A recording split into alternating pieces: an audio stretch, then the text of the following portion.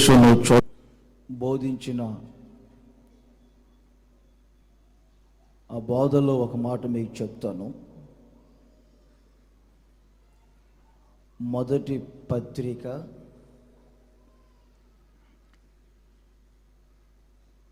15వ అధ్యాయం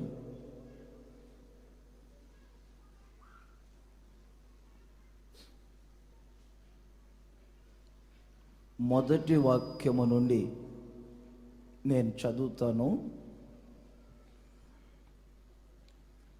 మరియు సహోదరులారా, నేను మీకు ప్రకటించిన సువార్తను మీకు తెలియపరచుచున్నాను. మీరు దానిని అంగీకరించితిరి, దాని యందే నిలిచి ఉన్నారు. మీ విశ్వాసము వ్యర్థమైతేనే గాని నేను ఏ ఉపదేశ రూపముగా సువార్త మీకు ప్రకటించితినో ఆ ఉపదేశమును మీరు గట్టిగా పట్టుకొని ఉన్న ఎడల ఆ సువార్త వలననే మీరు రక్షణ పొందువారై ఉందరు. నాకు ఇయ్యబడిన ఉపదేశమును మొదట మీకు అప్పగించి తిని,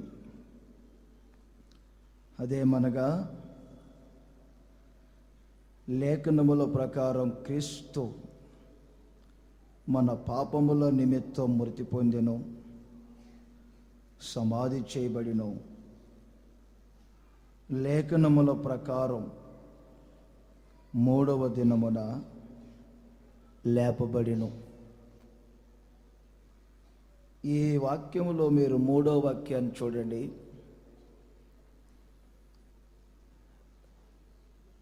నాకు ఇయ్యబడిన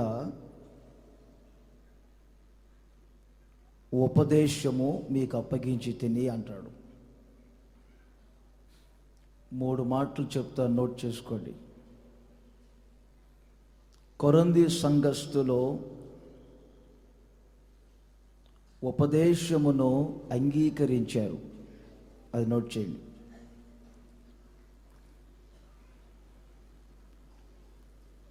రెండవది, కొరింథీ సంఘస్థులు ఉపదేశములోనే నిలిచి ఉన్నారు. అంగీకరించటం, నిలిచి ఉండటం. మూడవది, ఉపదేశాన్ని జాగ్రత్త పరుచుకున్నారు, గట్టిగా పట్టుకున్నారు.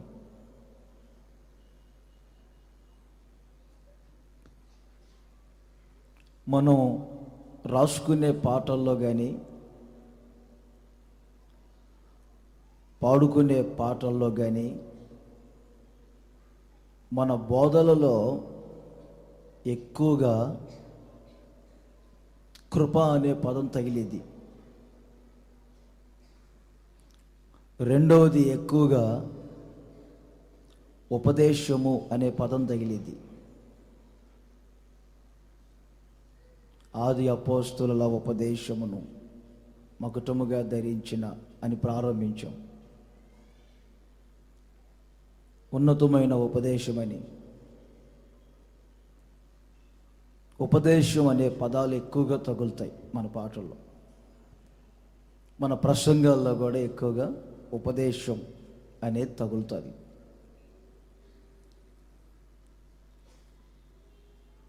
రకరకాల సంస్థలకు రకరకాల ఉపదేశాలు ఉండవచ్చు, కానీ దైవజనుడు పౌలు చెప్తుంది ఏమిటంటే, నాకు ఇయ్యబడిన ఉపదేశం, ప్రభు నాకు ఒక ఉపదేశాన్ని ఇచ్చారు, ఒక బోధని, ఒక అనుభవాన్ని, అది మీకు అప్పగించాను. ఆ మధ్య అమ్మాయి ఎవరినో ప్రేమించారు, 4 రోజులు ఇద్దరు కలిసి కూడా వెళ్ళి వచ్చారు. మీరు వివాహం చేస్తారండి వారిద్దరికీ అన్నారు. నేనన్నాను, మాకు దేవుడిచ్చిన ఉపదేశములో అలా చేయమని లేదు గనుక నేను చేయలేను. వినాలి బాగు మీరు, అది మాకు ఇచ్చిన ఉపదేశంలో లేదు. ఇంకొక అమ్మాయి వచ్చింది, ఆ గుళ్ళో ఇద్దరం పెళ్లి చేసుకున్నాము. ఇప్పుడు మేము ఒక లోన్కి అప్లై చేస్తుంటే మ్యారేజ్ సర్టిఫికేట్ అడుగుతున్నారు. మీరు మ్యారేజ్ సర్టిఫికేట్ ఇవ్వండి మాకు ఇద్దరికి అన్నారు. నేను పెళ్లి చేయలేదు కదా అన్నాను. 100 అబద్ధాలు ఆడైనా ఒక పెళ్లి చేయమని ఉంది కదయ్యా, అది లోకంలో ఉందేమమ్మా, ఉపదేశంలో లేదన్నాను. అయ్యా సర్టిఫికెట్ ఇవ్వండి మీరు చేసినట్టు. నేను చేయలేదు కదా, చేయకపోతే నేను ఎలా ఇస్తాను? మాకు ఇవ్వబడిన ఉపదేశంలో అలా ఇవ్వమని లేదు. కొరింథీ సంఘస్థులకు ఒక ఉపదేశం అప్పగించబడింది. ఆ ఉపదేశము ద్వారానే మీరు రక్షణ పొందువారై ఉన్నారు అని చూడండి. ఆ ఉపదేశం లేక ఆ సువార్త వలననే మీరు, కొంచెం నోటితో ఒప్పుకోండి ఆ మాట అందరూ. ఏ ఉపదేశం? నాకు ఇవ్వబడిన ఉపదేశాన్ని నేను మీకు ఇచ్చాను. ఆ ఉపదేశం వలననే మీ ఆత్మకు రక్షణ కలుగుతుంది. ఇప్పుడు మీ గ్రామాల్లో, మీ మండలాలలో, ఆయా ప్రాంతాల్లో మందిరాలు ఉన్నాయి. అయినా ఇక్కడికి ఎందుకు వస్తున్నట్లు? బుద్ధిగా రావటం, పాటలు పాడుకోవటం, సాక్ష్యాలు చెప్పటం, దేవుణ్ణి ఆరాధన చేసుకోవటం, చెప్పే బోధ మీద శ్రద్ధ నిలపటం, ఆ వారమంతా చెప్పబడిన ఆ వాక్యాన్ని ధ్యానించుకోవటం, వెళ్ళటం. ఈ పద్ధతి ఎందుకు? ఈ ఉపదేశం వలననే మీ ఆత్మకు రక్షణ కలుగుతుంది. మీ ఆత్మకు రక్షణ కలగాలని మీరు ఇక్కడికి వస్తున్నారు. నిత్యత్వంలో మీ ఆత్మ రక్షణ పొంది ప్రభు దగ్గరికి వెళ్ళాలి. ఈ ఉపదేశం వలననే మీకు రక్షణ.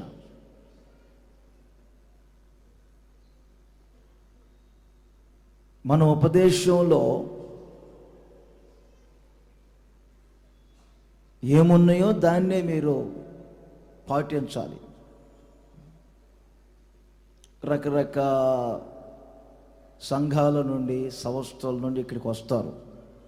ఆ మధ్య ఒకరు వచ్చారు, ఇంత మందిరం కడుతున్నాం కదా, 2 లక్షలు పెట్టి స్థలం కొన్నాం కదా, ఒక చిన్న బుక్ వేయించి గేట్ దగ్గర 2 సంఘ పెద్దలను కూర్చోబెట్టి రాయండి మీరెంత అని అడుగుదాం. అలా అయితే తప్పకుండా డబ్బు ఎక్కువగా సమకూడిద్ది అని చెప్పారు. నేనన్నాను, వినాయకుడు బొమ్మ నిలబెట్టడం అయితే చేయొచ్చాలా, కుర్రోళ్ళందా పల్లెల్లో కుంకుమ పెట్టుకొని వేషాలు వేయొచ్చు. ఆ వేషాలు మనకి ఇవ్వబడిన ఉపదేశంలో అది లేదు. అనండి మీరు గట్టిగా, మనకి ఇవ్వబడిన ఉపదేశంలో అది లేదు. మన ఉపదేశం వేరు.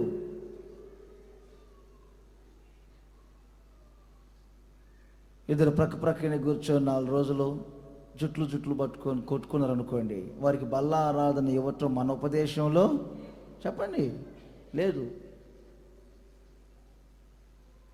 మన ఉపదేశంలో వడ్డీ వ్యాపారాలు పెట్టుకున్నామండి ప్రార్థన చేయండి అంటే, మన ఉపదేశంలో వడ్డీ వ్యాపారాలు లేవు అన్నది గట్టిగాను లేవు, అంతే.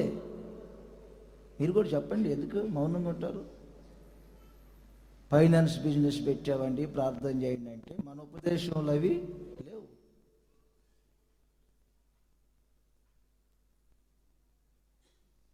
మనకి ఇవ్వబడిన ఉపదేశం, ప్రియమైన యేసయ్య కొరింథీ సంఘస్థులకు మీరిచ్చినటువంటి ఒక ఉపదేశం నోట్ చేయండి. నేను ఒక మాట చెప్తాను. యెషయా 43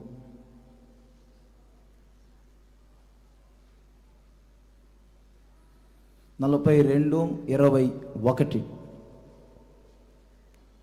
యెహోవా తన నీతిని బట్టి సంతోషము గలవాడై ఉపదేశ క్రమం ఒకటి గణపరిచి ఉపదేశ క్రమం ఒకటి మనకు దేవుడిచ్చిన ఉపదేశం, దేవుడిచ్చింది ఉపదేశ క్రమం ఒకటి ఘనపరిచి ఉపదేశాన్ని గొప్ప చేశారు. అందుకే దైవజనుడు ఎక్కడ బోధించినా తలలో పైకి లేపానండి. ఈ ఉపదేశ క్రమమేదనగా, ఈ ఉపదేశ సారమేదనగా, ఈ ఉపదేశపు పద్ధతి ఏదనగా, ఈ ఉపదేశంలో మీకు తెలియపరుస్తూ వచ్చింది ఏమిటో తెలుసా? క్రీస్తు శిలువ వేయబడెను, క్రీస్తు సమాధి చేయబడెను, క్రీస్తు 3వ దినమున మృతులలో నుండి తిరిగి లేచెను. ఈ ఉపదేశంలో మేము బోధించేది అది. క్రీస్తు శిలువ వేయబడటం, సమాధి చేయబడటం, తిరిగి లేవటం, మీ ఆత్మకు రక్షణ కలగటం. ఇది నానా విధములైన ఉపదేశాలు ఉండవచ్చు. దైవజనుడైన పౌలు ఇంకొకసారి చెప్పాడు కొరింథీ సంఘానికి, కొన్ని సంఘాలకి, ఏనండి, నేను బోధించిన ఉపదేశం కాకుండా పరలోకము నుండి ఒక దూత వచ్చి ఒకవేళ వేరుగా బోధిస్తే ఆ దూత శపించబడునుగాక అన్నాడు. యేసన్న గారు చెప్పేవారు, నాకు బాగా గుర్తు. ఆదివారం వచ్చి నన్ను ఒకవేళ ప్రక్కన నిలబెట్టి దేవదూత నేను బోధిస్తాను సంఘానికి అని అంటే కుర్చీ వేసి కూర్చోబెడతాను దేవదూతకు అన్నారు యేసన్న గారు. నువ్వు దేవుని వర్తమానాన్ని తీసుకొని వచ్చావు, దేవుని వర్తమానాన్ని నాకు చెప్పి వెళ్ళటమే నువ్వు డ్యూటీ. సంఘానికి బోధించే డ్యూటీ ఎవరిది? నాది. గౌరవంగా వచ్చావు, గౌరవంగా కూర్చో, అంతే. దైవజనుడు బోధించే బోధ కాకుండా దేవదూత ఇంకొక రకంగా బోధిస్తే అతడు శపించబడును గాక అంటున్నాడు దైవజనుడు. ఏం పరలోకం నుండి వచ్చిన దేవదూతే కదంటే అవన్నీ కుదరదు. నేను బోధించిన బోధే బోధ, నేను చెప్పిన ఉపదేశమే ఉపదేశం, ఇది నాకు ఇయ్యబడిన ఉపదేశం. ఈ కృప నేను పొందాను, ఈ అనుగ్రహం దేవుని వలన నాకు కలిగింది. ఈ ఉపదేశాన్ని మీరు అంగీకరించినప్పుడు, ఈ ఉపదేశములో మీరు నిలిచి ఉన్నప్పుడు, ఈ ఉపదేశాన్ని మీరు జాగ్రత్త పరుచుకున్నప్పుడు, దేవుడు నాకు ఇయ్యబడిన ఉపదేశమును ఘనపరిచి గొప్ప చేశాడు కనుక ఆ ఉపదేశాన్ని మీరు అంగీకరిస్తేనే మీ ఆత్మకు రక్షణ కలుగుతుంది.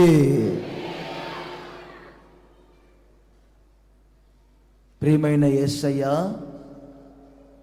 కొరంథీ సంఘస్థులు ఉపదేశాన్ని అంగీకరించినట్లు, నిలిచి ఉన్నట్లు, జాగ్రత్త పరుచుకున్నట్లు, ఇక నా జీవితాన్ని కూడా అలాగనే నడిపించు అని మీరు అనుకుంటే ఈ ఉపదేశము వలననే మీ ఆత్మకు రక్షణ కలుగుతుంది.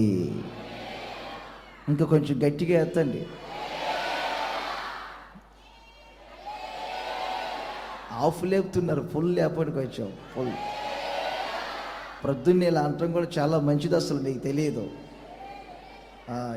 ఇలా అనుకుంటా కాసేపు ప్రార్థన చేసుకుంటుంటే మీకు కోడి నడక వచ్చింది, లేకపోతే బాతు నడక వస్తుంది.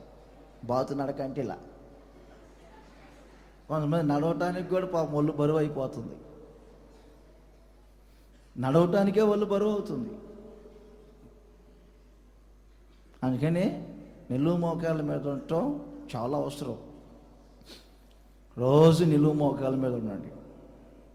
ఇక బొచ్చు కుక్కలను పట్టుకొని వెళ్ళాల్సిన అవసరంలా మీరు.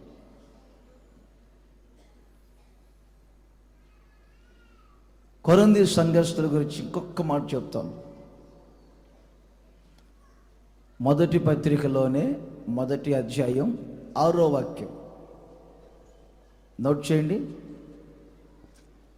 క్రీస్తును గూర్చిన సాక్ష్యం మీలో స్థిరపరచబడినందున ఆయన యందు మీరు ప్రతి విషయములోను అనగా సమస్త ఉపదేశములోను. ఆ మాట టిక్ చేసుకోండి.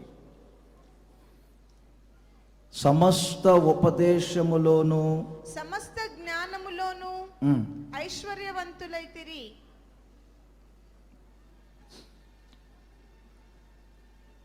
రెండు విషయాలు అక్కడ కనపడుతున్నాయి.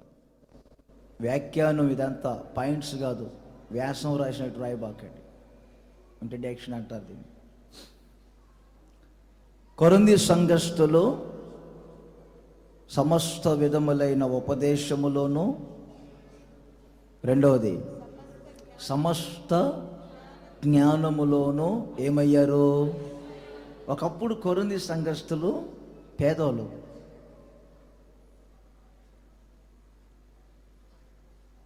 చాలా పేదోళ్ళు.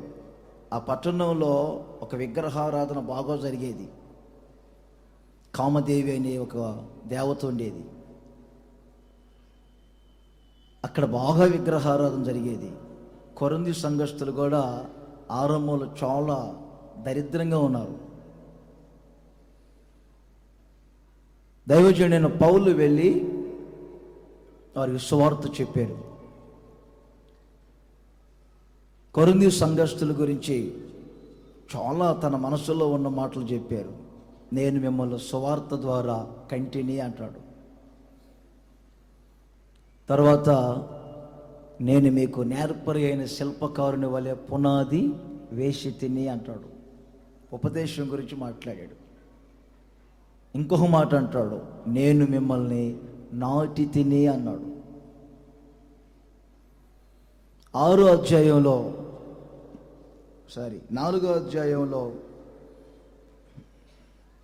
మీరు 8వ వాక్యం చూస్తే, ఇదివరకే మీరేమీ కొదువు లేక తృప్తులైతిరి, ఇదివరకే ఐశ్వర్యవంతులైతిరి. సెకండ్ టైం చెప్తున్నారు, నేను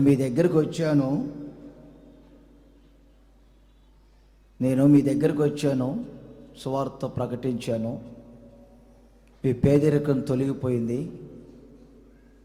మీ కొదువులు తొలగిపోయినాయి, మీరు ఐశ్వర్యవంతులయ్యారు. ఇంకా చెప్పి అంటాడు కింద, మీరు రాజులయ్యారు. చాలా చెప్పాడు. ఇప్పుడు మీ గృహాలకు కొన్నిసార్లు నేను వస్తే అదే కనపడుతుంది. సొంత ఇల్లు లేవు, సొంత ఇల్లు ఇచ్చాడు. సొంత బైకులు లేవు, బైకులు ఇచ్చారు. సొంత సైకిళ్ళు కూడా లేవు, ఒకప్పుడు ఆటోలు లేవు.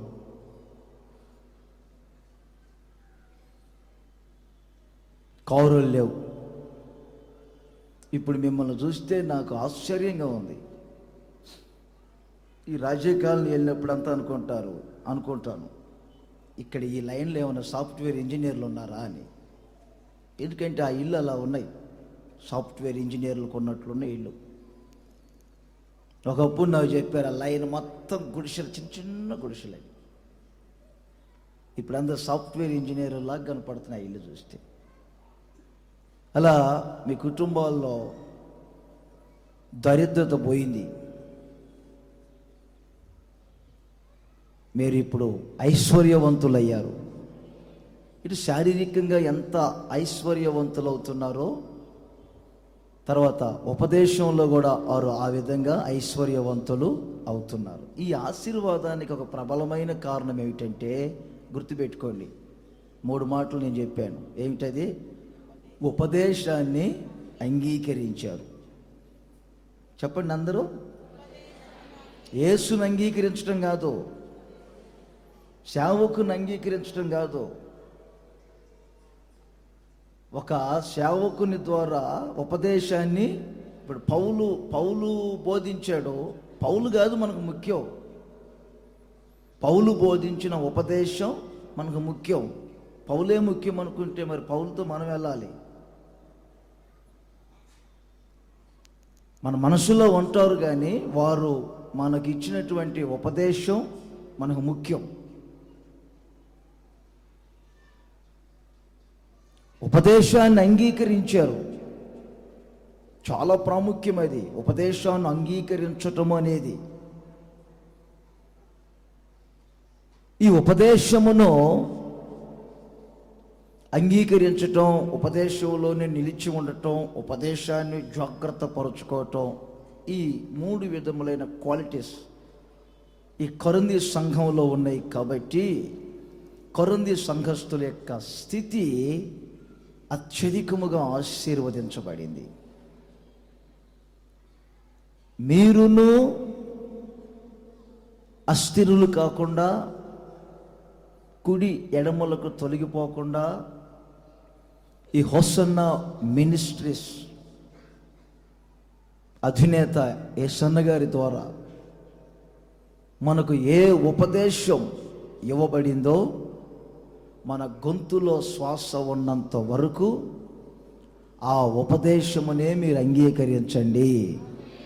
ఆ ఉపదేశంలోనే మీరు నిలిచి ఉండండి. ఆ ఉపదేశాన్ని మీరు జాగ్రత్తగా కాపాడుకోండి. కొందరు దరిద్రులు అవుతున్నారంటే ఇక్కడుంది అసలు లింకు, ఇక్కడుంది కీ. ఈ ఉపదేశం అనే పునాది ఎప్పుడైతే పోతుందో అప్పుడు దరిద్రులు అవుతున్నారు. అయ్యా, ఈ మధ్య మందిరానికి దూరం అయ్యానయ్యా, 8 లక్షల రూపాయలు అప్పయింది అయ్యా అందరూ. ఈ మధ్య ఒక తండ్రి గారు, ఆ ఉపదేశం అనే రాయి ఎప్పుడైతే ప్రక్కకి వెళ్ళిపోతుందో మనుషులు తొల్ల క్రిందులు అవుతారు. ఈ ఫౌండేషన్, ఈ ఫండమెంటలీ జాగ్రత్త పరుచుకోవాల్సిన అవసరం ఉంది. ఈ నర్సరీ స్టేజ్ నుంచి వస్తున్న ఈ ఫౌండేషన్ లేకపోతే, మీరు బీఈడీ చేసావు, డిగ్రీ చేసావు, లేకపోతే ఎంటెక్లు చేసాం, బీటెక్లు చేసాం, WML చేసాం అన్న ఫలితం లేదు. ఈ ఫౌండేషన్ ఉండాలి. ప్రారంభం నుండి ABCD లేకుండా ఏ బీటెక్ ఉంది, ఏ ఎంటెక్ ఉంది, ఏముంది అసలు?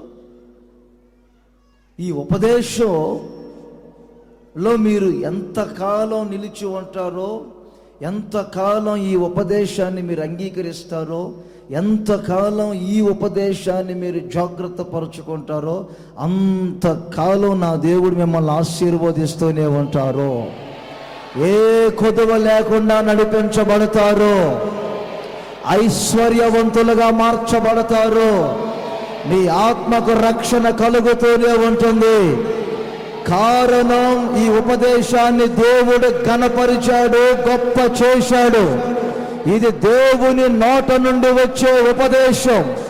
అనుదినము ఆయన పాదముల చెంత కూర్చొని ఆయన నోట వచ్చే ఉపదేశాన్ని మీరు వింటూ, దానిని అంగీకరిస్తూ, దానిలోనే నిలిచి ఉంటే మీకంటే ధన్యులు ప్రపంచంలో మరొకరు లేరు.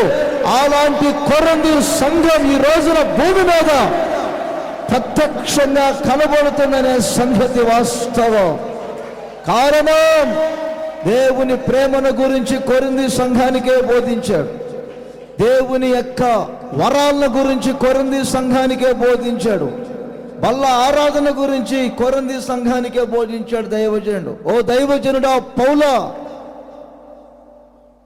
ప్రేమను గురించి కొరింథీ సంఘానికి ఎందుకు బోధిస్తున్నావు? వరాలను గురించి ఎందుకు కొరింథీ సంఘానికి బోధించావు? ప్రభు వల్ల ఆరాధన గురించి ఎందుకు కొరింథీ సంఘానికి బోధించావు?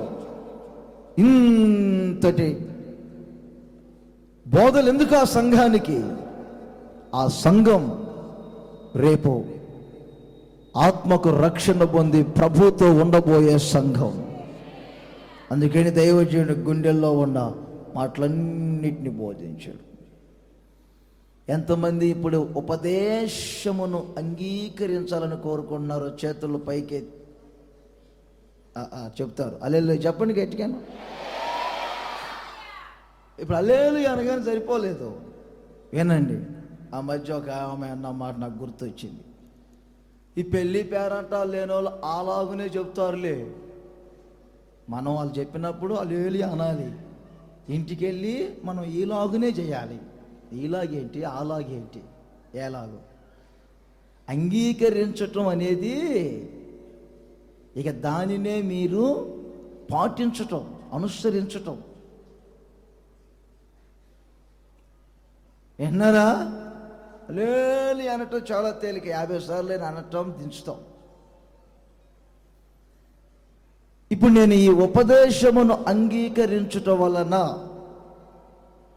మీరు పొందుకునే ఆ ఆశీర్వాదాలు ఏమై ఉంటాయో చెప్తా. ఉపదేశమును అంగీకరించటం వలన అని పెట్టుకోండి. ముగించమంటారా? చెప్పానా?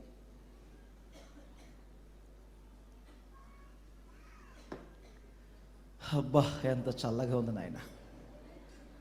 ప్రాణం తెప్పరిల్లింది. రూములో ఉన్నంతకాలం ఏటో అదొక గలిబిలిగా ఉంది. ఫస్ట్ ఇంగ్లీష్ వద్దులే, తెలుగులోనే చెప్తాను. మొదటిది, సురక్షితముగా నివసిస్తారు. మొదటి మాట, ఫస్ట్ పాయింట్, సురక్షితముగా నివసిస్తారు. కీడు వచ్చునన్న భయము వారికి ఉండదు. సామెతల పుస్తకం 1వ అధ్యాయం 33వ వాక్యాన్ని చదువుతారు, నోట్ చేసుకోండి. నా ఉపదేశమును అంగీకరించువాడు సురక్షితముగా నివసించును. ఉపదేశాన్ని అంగీకరించు ముందు. ఓకే, వాడు కీడు వచ్చునన్న భయము లేక. మరలా, నా ఉపదేశమును అంగీకరించువాడు సురక్షితముగా నా నివసించును. ఉపదేశమును అంగీకరించువారు ఎలా ఉంటారు? చెప్పండి, నోటితో ఒప్పుకోనండి. సురక్షితముగా ఉంటారు. తర్వాత, కీడు వచ్చునన్న భయము కీడు వచ్చునన్న భయము లేక నెమ్మదిగా జీవిస్తారు. అందరు చెప్పండి, చేతులు పైకి ఎత్తి గట్టిగా. ఇంకోసారి చెప్పండి, చేతులు గట్టిగా ఎత్తి. నా ఉపదేశమును అంగీకరించువారు సురక్షితముగా ఉంటారు. అందరు కాదు. ఎక్కడుంది సురక్షితం? ఉపదేశములో ఉంది సురక్షితం. మీరు అనుకుంటారు హెలికాప్టర్లో తిరుగుతున్నారు రాజకీయ నాయకులు, వారికి సురక్షితమేమని. దీపావళి పండక్కి తపాకాయలు పేలినా కానీ ఆరు అక్కడే కంగారు అయిపోతారు. ఫ్లైట్ ఒకవేళ హెలికాప్టర్ ఒకసారి కాసేపు అక్కడే ఆగినా కానీ గుండె జల్లు అంటది. ఏ క్షణం గుండె ఆగిద్దో అర్థం కాదు వారికి. ఏనండి, మీరు అనుకుంటారు డబ్బు బాగున్న వాళ్ళకి సురక్షితమేమో, ఒంటి నిండా 16 కాసులు బంగారం ఉన్న వారికి సురక్షితమేమో, పెద్ద పెద్ద భవనాల్లో కూర్చున్న వారికి సురక్షితమేమో అని. మీ ఇంటికి రమ్మనండి, నన్ను అలా బండి వేసుకొని ఈయన వస్తా. ఒక ఎమ్మెల్యే గారు రమ్మనండి ఇంటికి, ఒక ఎంపీ గారిని రమ్మనండి, రాలేదు. అందుకని నానా విధములైనటువంటి కీడులు అపాయాల్లాగా ప్రతి మనిషికి సంభవిస్తున్నాయి. వారి చరిత్ర భూమి మీద మాసిపోతుంది. వారి కాలగతులే కాలగర్భంలో కలిసిపోతున్నాయి. మీరు ఉపదేశాన్ని అంగీకరించారు కాబట్టి మీ కుటుంబాలలో, మీ వ్యక్తిగత జీవితాలలో ఒక సురక్షితమైన జీవితాన్ని అనుభవిస్తారు. హల్లెలూయా, హల్లెలూయా. కీడు వచ్చునన్న కొందరు చూడండి, 144వ కీర్తనలో 15వ వాక్యం చూడండి. ఇట్టి స్థితి గల వారు ధన్యులు, యెహోవా తమకు దేవుడుగా కలిగిన జనులు ధన్యులు. 14 చదువు. ఎట్టి స్థితిలో ఉన్నారో వారు? మా ఎడ్లు గొప్ప బరువులు మోయగలవి, మా వీధులలో చొరబడుటైనను ఉరుకులెత్తుటైనను లేదు. చొరబడుటైనను ఉరుకులెత్తుటైనను చొరబడటం. మధ్యరాత్రి కూడా కొంతమందికి నిద్ర ఉండదు.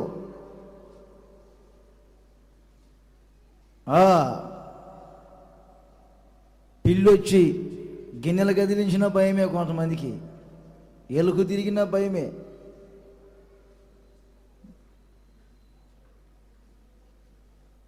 విన్నారా? ఫ్యాన్ కొంచెం అర్ధరాత్రి శబ్దం వచ్చిన భయమే.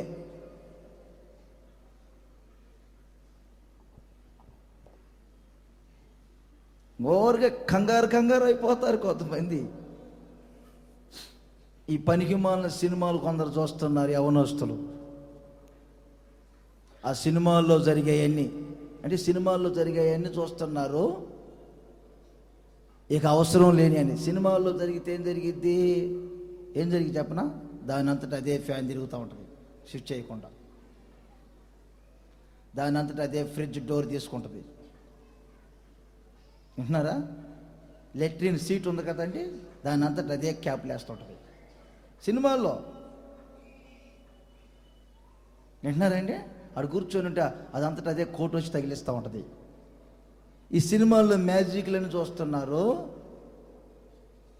ఆఖరికి పండుకున్న నిద్ర పట్టకుండా పిచ్చి పిచ్చి అపవిత్రమైన కళ్ళ చేత మీ శరీరాలు క్షీణించిపోతుంది. ప్రార్థనకు వచ్చేవారు, ఉపవాసాలు ఉంటున్న వారి ముఖాలు చూస్తే జీవకాలు ఉంటుంది. వారి ముఖాల్లో తేజస్సుగా ఉంటాయి.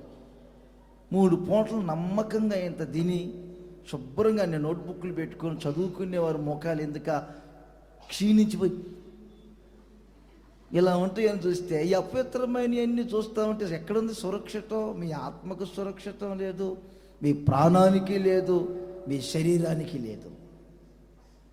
ఎక్కడుంది సురక్షితం? కీడు వచ్చునన్న భయం. ఏమిటది? మా వీధుల్లో చొరబడుటైనను ఉరుకులు ఎత్తడం అంటే,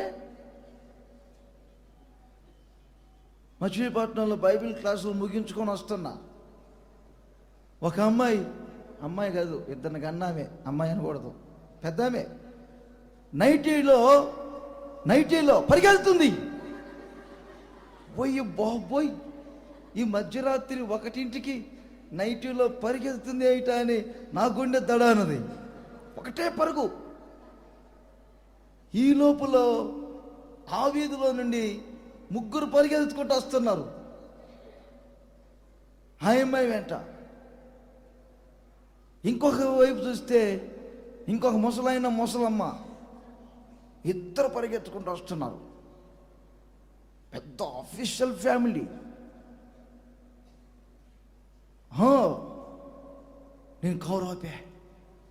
ఏమైనా కిడ్నాప్ చేస్తున్నారా, ఏమైనా దౌర్జన్యం చేస్తున్నారా అని నేను ఆపితే ప్రాణం పోయినా ఈ రాత్రి ఆ ఇంట్లో ఉన్నాను నేను, మా ఇంటికి వెళ్ళిపోవాల్సిందే అంటది. అసలు సంగతి ఏమిటంటే, ఏదో భార్యాభర్తల గొడవ. 2 తమ్ముళ్ళు భర్త అటు పరిగెత్తారు, ఇటేమో తల్లిదండ్రుల అత్తమామ పరిగెత్తారు. ఎవరు ఆమె అని చూస్తే ఒక బ్యాంక్ ఆఫీసర్ భార్య. ఆమెను చూసి, ఆ డ్రెస్సును చూసి ఇంత రిచ్ ఫ్యామిలీ, ఏమిటి గతి పట్టింది దీనికి?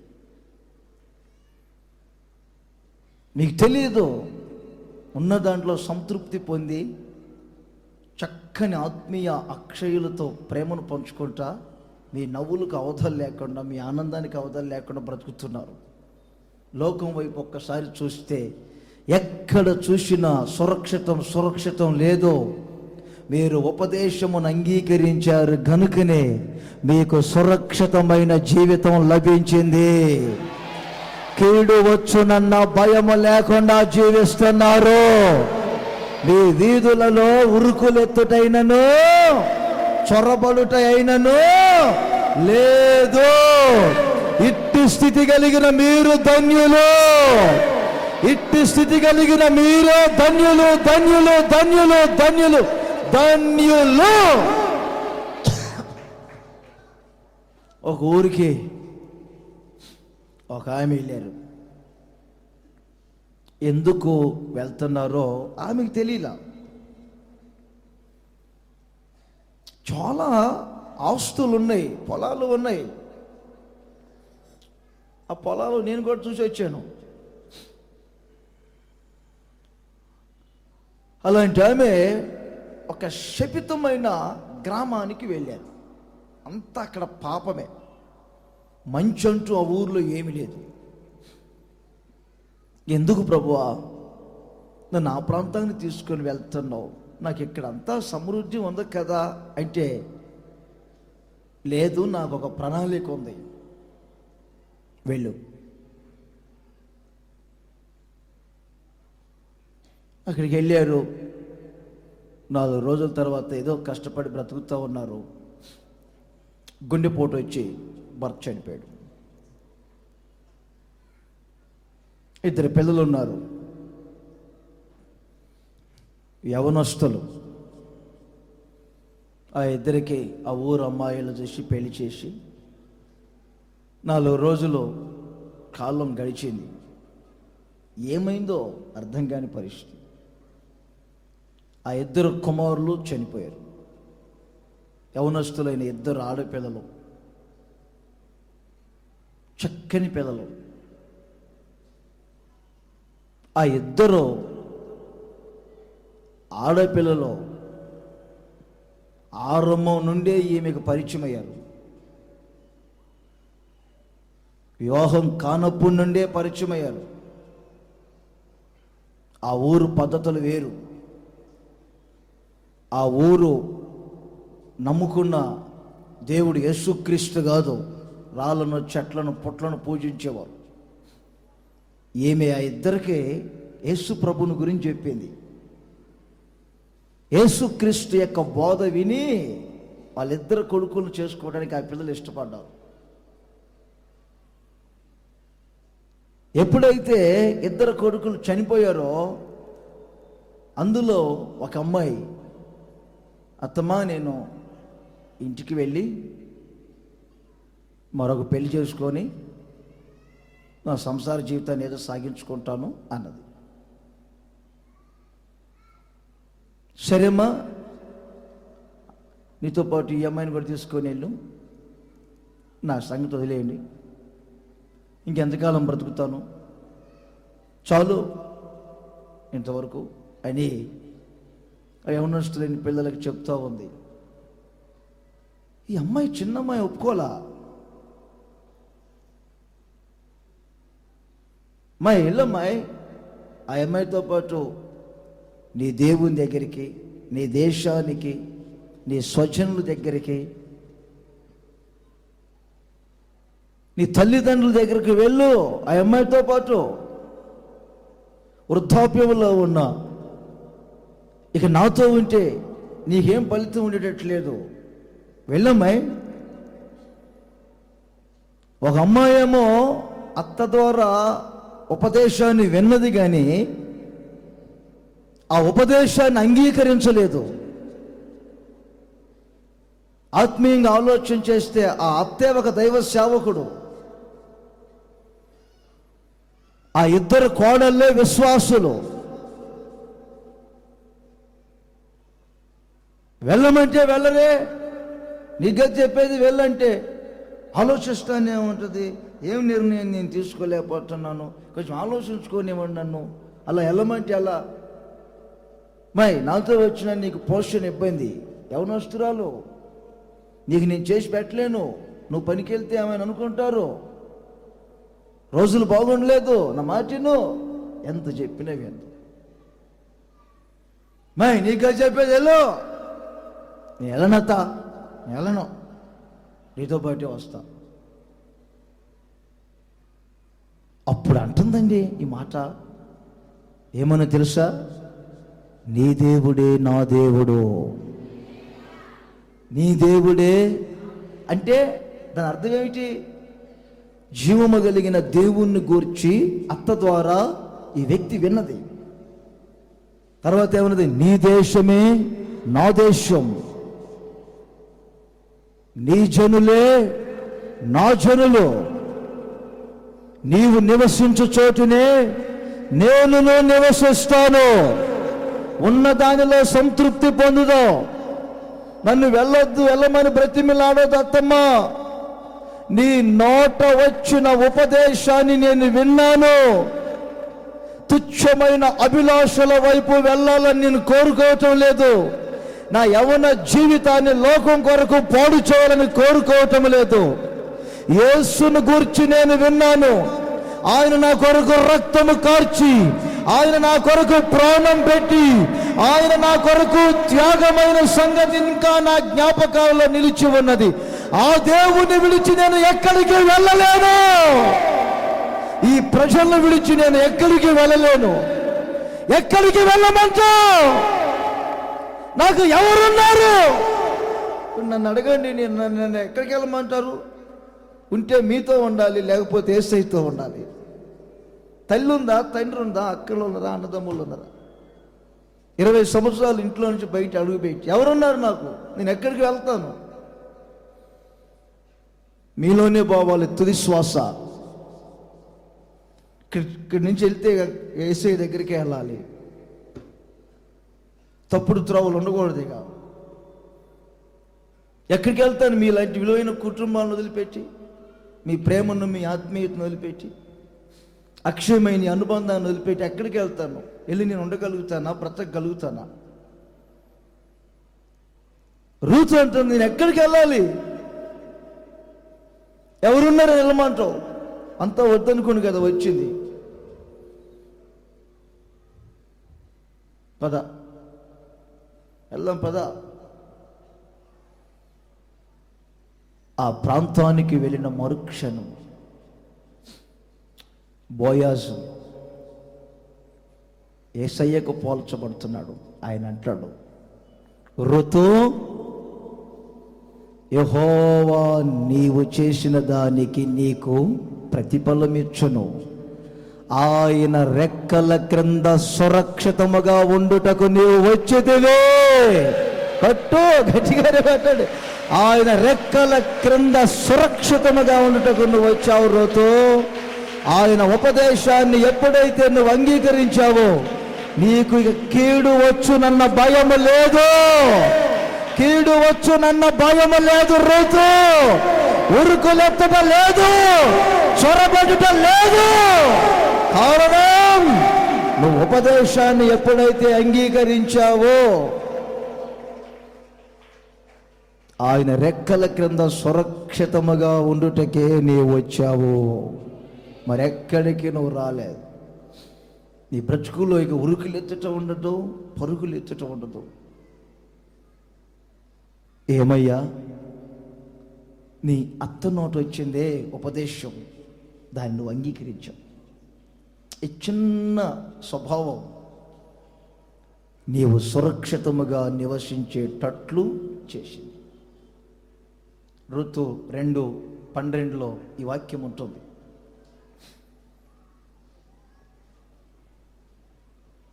యెహోవా నీవు చేసిన దానికి ప్రతిఫలమిచ్చును, ఇశ్రాయేలీయుల దేవుడైన యెహోవా రెక్కల క్రింద సురక్షితముగా ఉండునట్లు నీవు వచ్చితివి. అది ఈమె సురక్షితానికి కారణం ఏమిటి చెప్పండి? ఉపదేశమును అంగీకరించింది.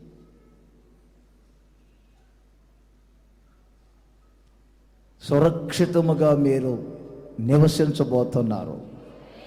ఆయన రెక్కల క్రింద సురక్షితముగా నివసించబోతున్నారు. ఆయన ఉపదేశములో మీరు సురక్షితముగా నివసించబోతున్నారు. ఇంకోసారి చెప్పండి గట్టిగా. ఏ కుటుంబానికి కీడు వచ్చునన్న భయము లేదు. ఏ వ్యక్తికి కీడు వచ్చునన్న భయము లేదు. హల్లెలూయా. ఏ వ్యాపారానికి కీడు వచ్చునన్న భయము లేదు. ఎవరి ఆత్మీయ జీవితాలకు కీడు వచ్చునన్న భయము లేదు. మీ యవనస్తులైన పిల్లలకు కీడు వచ్చునన్న భయము లేదు. మీ ఇంటికి కీడు వచ్చునన్న భయము లేదు. ఉపదేశాన్ని అంగీకరించారు, ఉపదేశములో నిలిచి ఉన్నారు, ఉపదేశాన్ని జాగ్రత్త పరుచుకున్నారు. సురక్షితముగా నివసించబోతున్నారు. సురక్షితముగా నివసించబోతున్నారు. ఆమేన్. ఇంకొక వారం మీరు ఓపిక పట్టుకుంటే ఇక ఫ్రీ అవుతుంది మీకు. అంత ఇరుగ్గా కూర్చోవే పని లేకుండా. ఎందుకంటే చక్రంలో ఆరాధన పెడతాం కదా. వచ్చే వారం లీస్ట్ చదువుతా, ఎవరెవరు అక్కడికి వెళ్ళాలి. ఇప్పుడే చదివితే గుండె పగులుతుందని వచ్చే వారానికి పెట్టాను.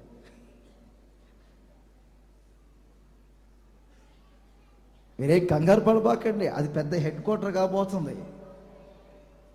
ఏం అల్లెలు రావట్లేదు. అది హెడ్ క్వార్టర్ కాబోతుంది. ఓ చాలా ఉన్నాయి చేయాల్సినవి దాంట్లో. రెండో విషయం, జీవ మార్గములో ఉన్నారు. Second point. ఫస్ట్ పాయింట్ ఏమిటండి? సురక్షితంగా నివసిస్తారు. సహోదరులు చెప్పరేంటి మీరు? సెకండ్ పాయింట్ ఏంటి? జీవ మార్గములో ఉన్నారు, ఉపదేశాన్ని అంగీకరించేవారు. సామెతల పుస్తకం 10వ అధ్యాయం 17వ వాక్యాన్ని చదువుతారు. సామెతల పుస్తకం 10వ అధ్యాయం 17వ వాక్యం. ఉపదేశమును అంగీకరించువాడు జీవ మార్గములో ఉన్నాడు. కింద ఇంకోటి కూడా. గద్దింపునకు లోబడని వాడు త్రోవ తప్పును. గద్దింపునకు అంటే ఉపదేశమునకు లోబడని వారు త్రోవ తప్పుతారు, జీవ మార్గంలో నుండి తప్పిపోతారు. ఉపదేశమును అంగీకరించువారు ఎక్కడున్నారు? జీవ మార్గములో ఉన్నారు. మనకు జీవ మార్గం ఒకటి ఉంది. మనం వెళ్ళే మార్గం జీవ మార్గం. అదే సామెతల్లో ఒక మాట అంటాడు చూడండి.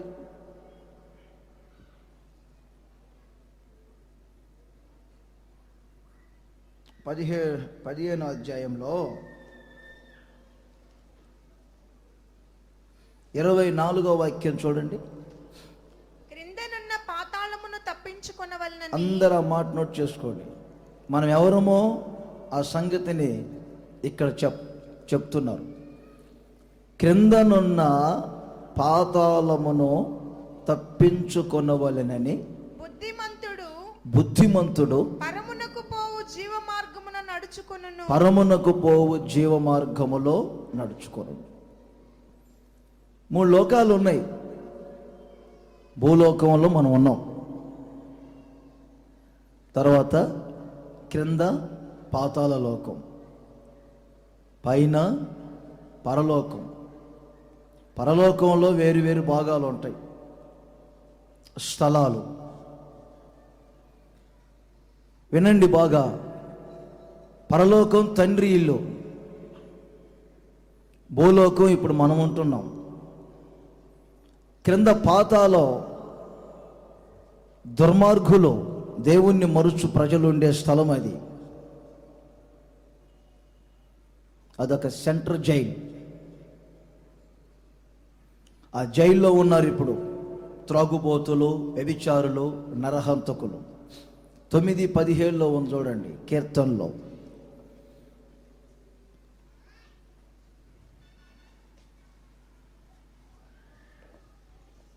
దుష్టులు దేవుని మరచు జనులందరూ పాతాళమునకు దిగిపోవుదురు.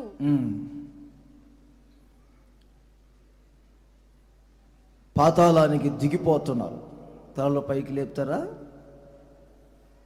మరొకసారి చెప్తున్నాను, త్రాగుబోతులు, దుష్టులు, వ్యభిచారులు, నరహంతకులు, ఆత్మహత్యలు చేసుకునేవారు, దేవుణ్ణి నమ్ముకొని మరిచిపోయి వెనకబడిపోతూ ఉంటారు, తలాంతును దాచిపెట్టిన వారు,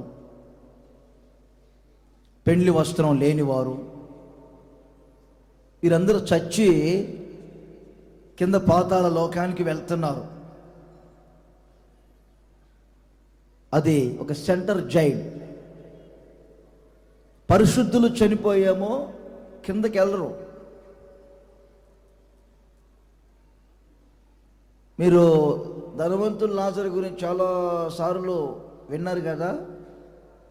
వినండి, ఎవరు ముందు చనిపోయారు? వారిద్దరిలో లాజరు ముందు చనిపోయారు. దరిద్రుడు. ఆమె గారు కళ్ళు తెరవమని చెప్పు. ప్రార్థనలో ఉన్నవా? ఇంటి దగ్గర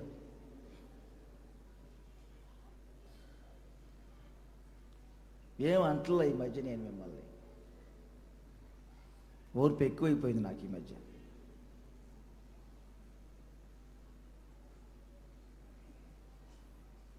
దేశన్న గారు లేరని మరీ ఓర్పు ఎక్కువైపోయింది. లేకపోతే కొంచెం బెట్టుగానే ఉండేవాడిని.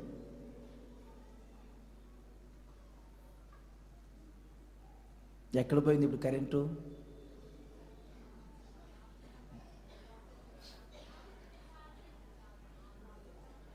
ధనవంతుడు తెలియదు. ముందు చనిపోయింది ఎవరు? నేను కాదు అనండి. చనిపోయిన తర్వాత మీరు చదివారు అక్కడ, దేవదూతల ద్వారా చెప్పండి కొనిపోబడేను అని ఉంది. ఎక్కడికి కొనిపోబడ్డాడు? పరదైసు, అది విశ్రాంతి స్థలం. ధనవంతుడి గురించి చదివినప్పుడు మీరు ఏమో తెలుసా? పాతి పెట్టబడేను అని ఉంది. లాజరు దరిద్రుడి గురించి చదివినప్పుడేమో కొనిపోబడేను దేవదూతల ద్వారా అని ఉంది. ధనవంతుడి గురించి చదివినప్పుడేమో పాతి పెట్టబడి అని ఉంది. వ్యత్యాసాలు ఉన్నాయి చూడండి. దేవుని నమ్ముకున్న వ్యక్తికి, దేవుని నమ్ముకొనని వ్యక్తికి వ్యత్యాసాలు ఉన్నాయి.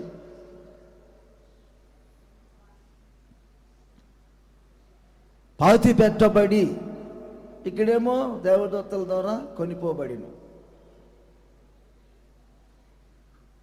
కొరవనివ్వండి, మీటింగ్స్కు ముందు నుంచి 5-6 ప్రారంభోత్సవానికి ముందు 4-5 రోజుల నుంచి వర్షపు బొట్టు కూడా పడకూడదు. అలా ప్రార్థన చేయాలి మీరు. వర్షపు బొట్టు కూడా పడకూడదు. ఇప్పుడు కొరవనివ్వండి, ఇబ్బంది ఏమి లేదు. మీటింగ్కు ముందు 4 రోజుల నుండి చెప్పండి అందరూ, వర్షపు చినుకు కూడా పడకూడదు. అలా మీరు ఉపవాసాలు ఉండాలి, ప్రార్థన చేయాలి. ఒక్కరోజు ఉపవాసం పెట్టుకొని ప్రార్థన చేయండి, ఎవరికి వారే. మనకు ఒక జీవ మార్గం ఉంది. పాపులంతా వెళ్ళే మార్గంలో మనం వెళ్ళటం లేదు. మనం వెళ్ళే మార్గం ఒకటి ఉంది, జీవ మార్గం. మన జీవ మార్గంలో వెళ్తున్నాం. మనం ఉన్నది ఇప్పుడు ఎవరు? జీవ మార్గానికి వెళ్ళే వాహనంలో ఉన్నాం. పాతాళానికి వెళ్ళే వాహనంలో లేవు మనం. మన బోర్డు మీద ఏముంది ఇప్పుడు? జీవ మార్గానికి వెళ్ళే వెహికల్ ఇది. దాంట్లో ఉన్నాం మనం. మనల్ని ఇప్పుడు తీసుకొని వెళ్తుంది. ఎవరు జీవ మార్గంలో ఉండేది? కొందరేమో త్రోవ తప్పుతున్నారు. బాప్తిస్మాలు పొందిన వారందరూ, మందిరానికి వచ్చేవారందరూ జీవ మార్గంలో ఉన్నవారైతే, ఇప్పటికి ఇలాంటి మందిరాలు ఇంకా 4 అయినా చాలు మనకి. మధ్యలో కొంతమంది త్రోవ తప్పుతున్నారు. కాబట్టి నా ప్రియమైన సహోదరులారా, క్రిందనున్న పాతాళానికి మీరు వెళ్ళకుండా యేసయ్యతో కూడా ఉండునట్లు, యుగయుగాలు ఆయనతో జీవించున్నట్లు ఉపదేశమును అంగీకరించుట వలన మీరు జీవ మార్గములోనే నిలవగలిగారు. హల్లెలూయా. చెప్పండి గట్టిగా, హల్లెలూయా. ఈ సందర్భంలో మీకు ఒక విషయం చెప్తాను. ఇర్మియా గ్రంథం 35వ అధ్యాయం. కాసేపు తడిసిన ఇబ్బంది కదా, కూర్చోండి.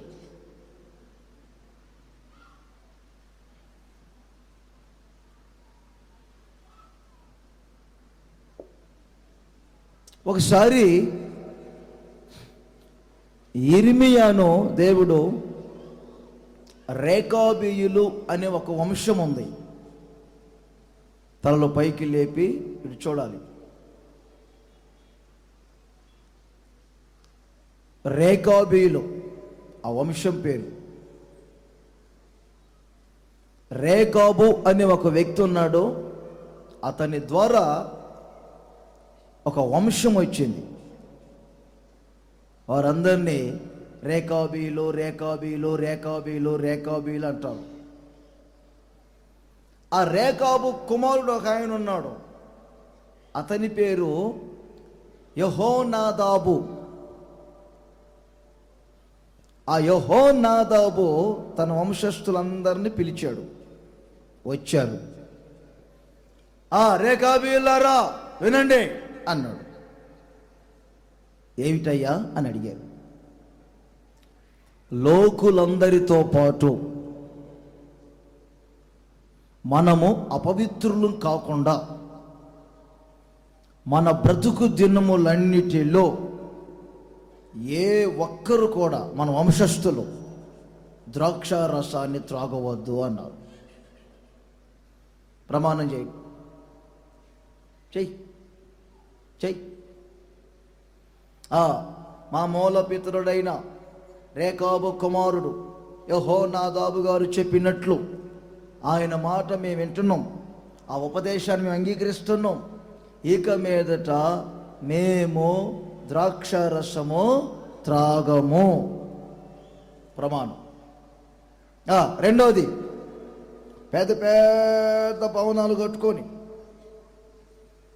సుఖాలకు అలవాటు పడి జీవము గల దేవుణ్ణి మర్చిపోతామేమో మనం. అందుకని అబ్రహాము, ఇస్సాకు, యాకోబులు ఏ విధంగా గుడారాల్లో నివసించారో మనకు అతి విస్తారమైన డబ్బున్న పెద్ద పెద్ద భవనాలు కట్టుకొని సుఖాలు అనుభవించవద్దు.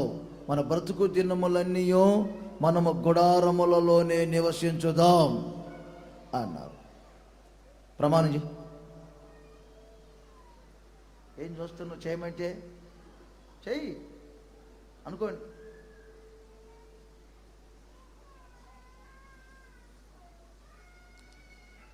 దేవుడు వారి దగ్గరకు పంపించారు. వారికి ద్రాక్ష రసం ఇచ్చారు.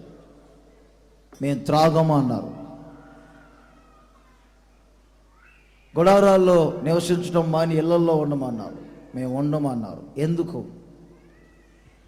మా మూల పితరుడున్నాడు రేకాబు, అతని కుమారుడైన యెహోనాదాబు చెప్పిన మాటకు నేటి వరకు మేము లోబడుచూనే ఉన్నాము.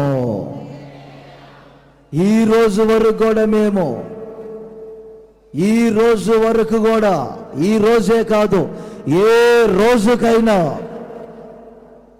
లోకస్తులతో పాటు అపవిత్రులం కాకున్నట్లు, సుఖభోగాలకు చోటిచ్చి జీవము గల దేవుణ్ణి మర్చిపోనట్లుగా మేము ద్రాక్ష రసము త్రాగము, గుడారాల్లో నివసించం.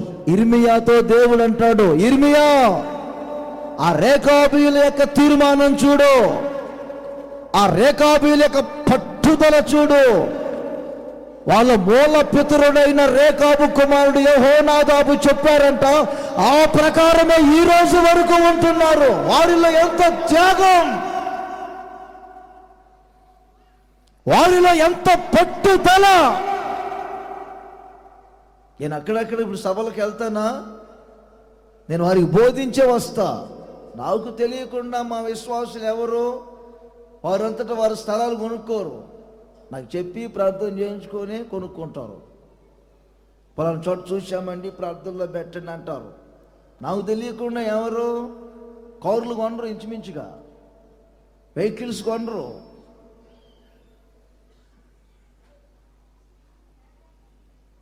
నేనేం కడప మీటింగ్లో ఉన్నాను, 11 గంటలకు ఫోన్ చేశారు ఒకరు. ఎప్పుడు వస్తారు అన్నయ్య అన్నది ఒక ఆమె. ఎక్కడికమ్మా అన్న. భీమవరం. ఎందుకమ్మా అన్న. ఫ్రిడ్జ్ కొనుక్కుందాం అనుకున్నాలే, చెప్తామని. కొనుక్కోమ్మా అన్న. నేనే అది కూడా నాకు చెప్పాలనా అని నేను అనలా. సరే కొనుక్కోమ్మా అన్న. ఆ చిన్న అవకాశం కొనుక్కోమ్మా అన్నానంటే వింటున్నారా, ఈసారి గుండె మినిగిద్దా మనిషి. అలాగే అన్న. నేను అలాగే చెప్పి వస్తున్నా. వెళ్ళి దొంగ తిరిగితే మీ ఇష్టం, నాకెందుకు. 100లో 80% ఉన్నారు అలా చేసేవాళ్ళు. 20% అంటే నేను చెప్పలేను. నాకు ఈ మధ్య అదే వచ్చింది. నేను అక్కడెక్కడ వెళ్ళి ఈ ఉపదేశాలు బోధించి వస్తున్నా. నేనున్న సంఘంలో ఈ ఉపదేశం తెలియకపోతే,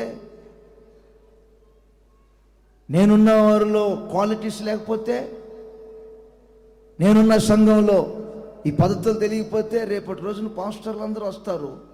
ఈ పద్ధతులు చూసి ఈ రాజన్న గారు మాకు చెప్పేదేనా, వారు సంఘాన్ని బోధించుకోరు అనుకోరు. అందుకే నేను ఖచ్చితంగా చెప్తా, మన మూలపిత్రుడు ఎవరో కాదు, యేసన్న, రేకాబు. ఆయన ద్వారా మనమంతా రేకాబీలం అయ్యాం. ఇంకొంచెం గట్టిగా చెప్పండి. ధ్వని పుట్టాలి హల్లెలూయా అంటే. ఇంకా సౌండ్ పెంచాలా. అది ఆమేన్ అనండి గట్టిగా. అది ఊపు వచ్చినప్పుడు అలా అనాలి మీరు.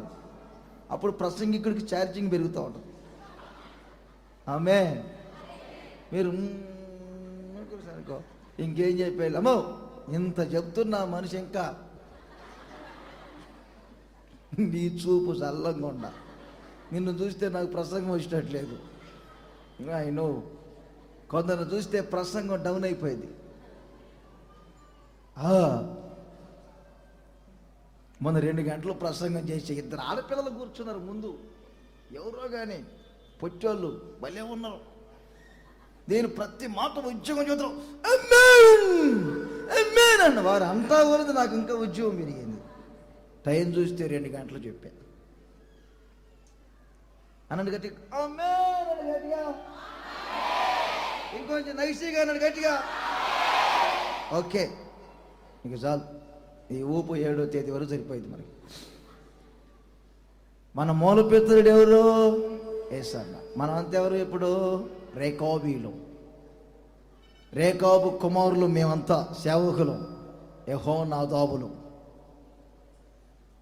మా నోట వచ్చిన ఈ మాట, ఈ ఉపదేశాన్ని మీరు అంగీకరించినప్పుడు, రేకాబు కుమారుడైన యెహోనాదాబు మాట వారు విన్నప్పుడు వారి ముగింపు ఏమై ఉందో చూడండి. ఇర్మియా గ్రంథం 35వ అధ్యాయం ఆఖరి మాట.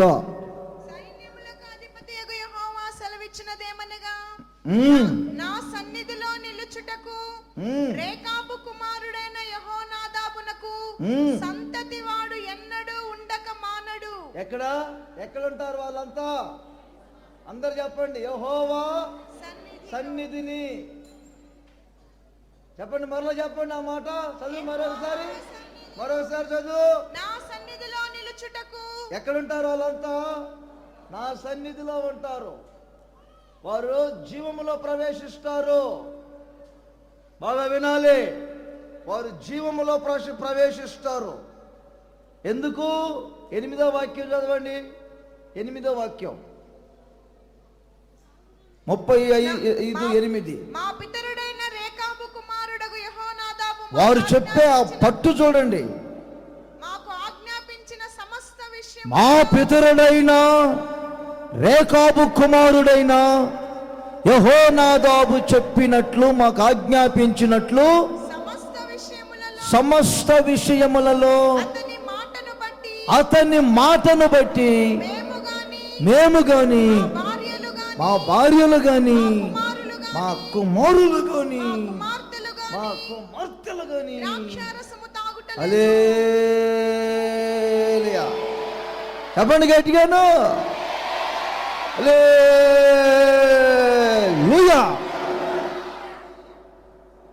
ఆ వెనక వారు కూడా చెప్పండి గట్టిగా, హల్లెలూయా అని గట్టిగా. మేము కానీ మా భార్యలు కానీ, తర్వాత కుమారులు కానీ కుమార్తెలు కానీ, ప్రతి వారు మేము యెహోనాదాబు నోట వచ్చిన బోధను, ఆ మాటను అంగీకరించాం. ఇక దాన్ని మించి మేము చెప్పండి, మించి వెళ్ళండి. నేనేమన్నో కానీ వారు పోగొట్టుకునేది ఏమిటి తెలుసండి? జీవ మార్గముని త్రప్పుతారు. ఉపదేశమునకు లోబడిన వారు త్రోవ తప్పుతారు. రేకాబీలు ఎందుకు జీవములో ఉన్నారు? రేకాబీలు ఎందుకు యెహోవా సన్నిధిలో నివసిస్తున్నారు? ఆ నోట వచ్చిందంటే ఆ మాట మేము వింటాం. నా గొంతులో శ్వాస ఉన్నంత వరకు మీలో నేను ఈ అనుభవాన్నే చూడాలి, ఈ అనుభవాన్నే చూడాలి. మీరు ఆ రోజున చెప్పారు, ఆ మాట ప్రకారంగానే మేము జీవిస్తున్నాం. ఉపదేశాన్ని మీరు బోధించారు. ఇప్పటికే వేల మంది ప్రజలు చెప్తారు నాకు, సంఘంలో కొన్నిసార్లు అలజడులు వస్తున్నాయన్న, సేవకుల పరిస్థితులు కొన్ని అలా ఉన్నాయి, విశ్వాసుల పరిస్థితులు కొన్ని అలా ఉన్నాయి అని చెప్తా ఒక మాట అంటారు. మీ పరిస్థితి ఏమిటి ఎంతకనరా? మీరు ఆ రోజు చెప్పారు కదన్నా, పునాదులు వేశారు కదా మాకు, ఆ ఉపదేశంలోనే మేము ఉన్నాం. మేమేం కొడికి ఎడమవుతాం అట్లా మీరు చెప్పిన ఉపదేశం. తుది శ్వాస పోయేంత వరకు ఈ మినిస్ట్రీస్ ద్వారా మీకు బోధించబడిన పద్ధతులు తూచా తప్పకుండా పాటించండి. మీరు జీవ మార్గములోనే ఉంటారు. మీరు త్రోవ తప్పరు. మీ పిల్లలు కానీ త్రోవ తప్పరు. బైబిల్లో మనం చాలా చూస్తాం. బిలాము త్రోవ తప్పాడు, కయీన్ త్రోవ తప్పాడు, యోధా వీరందరిని గురించి రాసుకుంటూ వచ్చాడు. ఫ్రమ్ ద బిగినింగ్ నుండే ప్రారంభించాడు. దేవదూతలు తప్పారు త్రోవ, కయీన్ తప్పాడు, బిలాము తప్పారు, ఇంకా చెప్పుకుంటూ వచ్చారు. కోరాహు తప్పారు. ఒక్కొక్కరిని గురించి రాస్తూ ఆఖరికి యోధా వివరించిన మాట తెలుసా? అందరూ మార్గము తప్పి తిరుగుచున్న చుక్కల వలె ఉన్నారు. మార్గము తప్పి తిరుగుతున్నాయి చుక్కలు. యోధా వివరించాడు ఇవన్నీ. మార్గం తప్పి తిరుగుతున్నారు వారందరూ. కక్ష అనే ఒక మార్గం ఉంటుంది.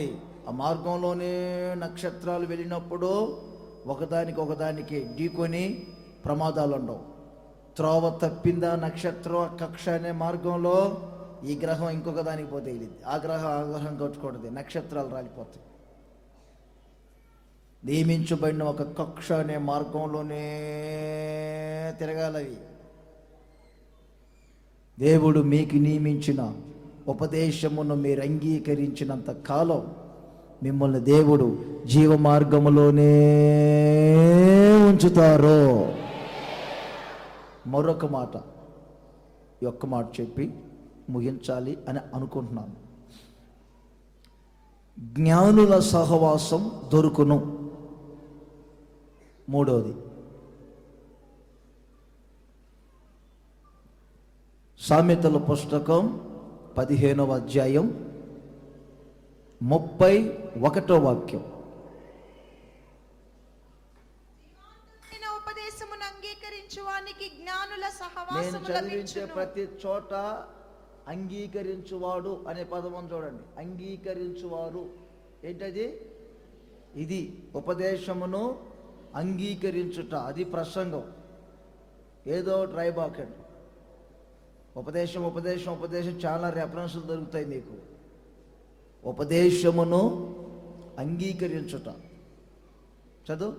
జీవార్థమైన ఉపదేశమును అంగీకరించువానికి జ్ఞానుల సహవాసము లభించును. అది 13:20.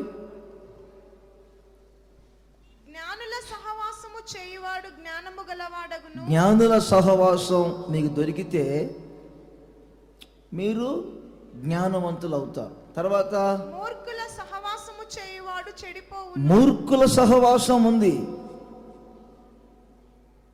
మూర్ఖుల సహవాసం చేస్తే చెడిపోతారు.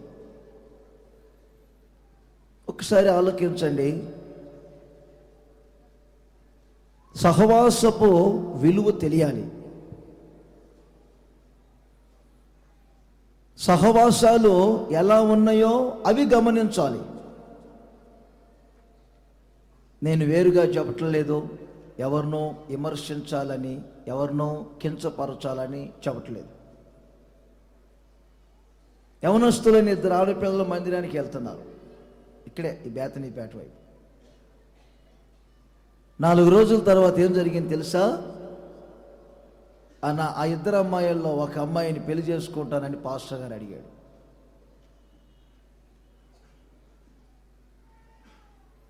ఆమెకి లేరా, ఆయనకి లేదా భార్య అంటే, ఆయన 4కి తట్టుకోలేక సూసైడ్ చేసుకొని చనిపోయింది ఆ అమ్మాయి భార్య, పాస్టర్ అమ్మ.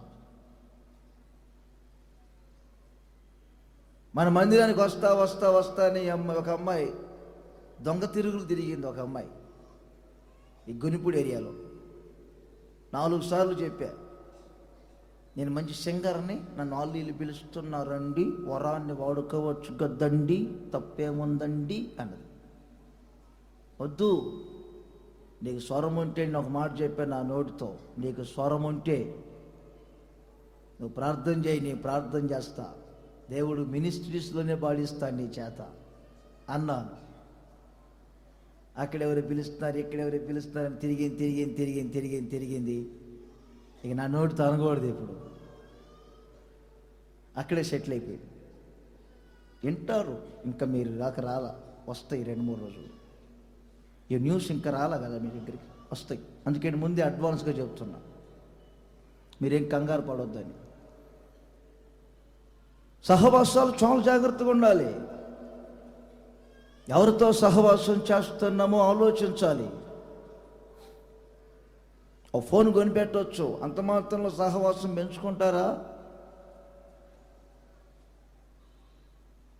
మీ ఆపదలో ఏదో ఒక సహకారం ఇవ్వచ్చు, సహవాసం అంతలోకే పెంచుకుంటారా? సహవాసం ఏసన్న గారు తెలుసు, మోహన్ శ్రీ లాజరస్ గారు తెలుసు, వారు తెలుసు, వీరు తెలుసు నాకు అని చెప్పి మొన్న విజయవాడ ఒకడు వచ్చాడు, పెద్ద హాస్పిటల్ పెడుతున్నానని ఒక అపార్ట్మెంట్ మాట్లాడి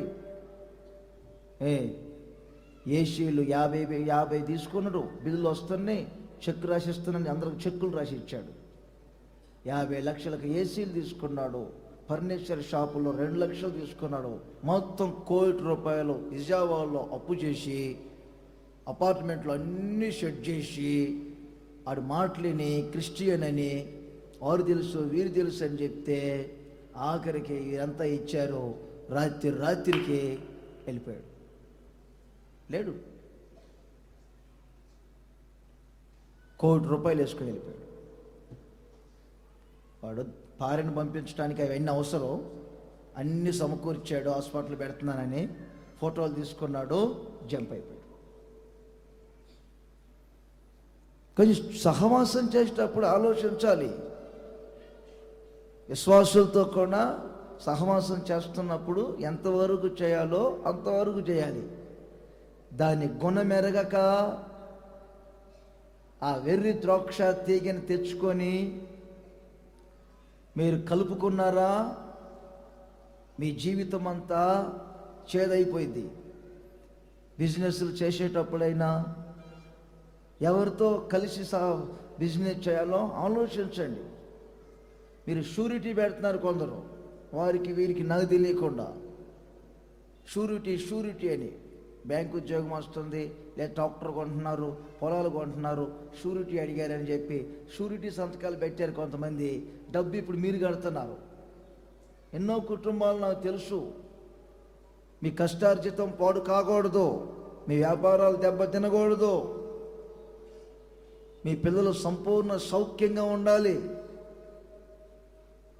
సంతకం పెట్టేటప్పుడు ఆలోచించి పెట్టండి.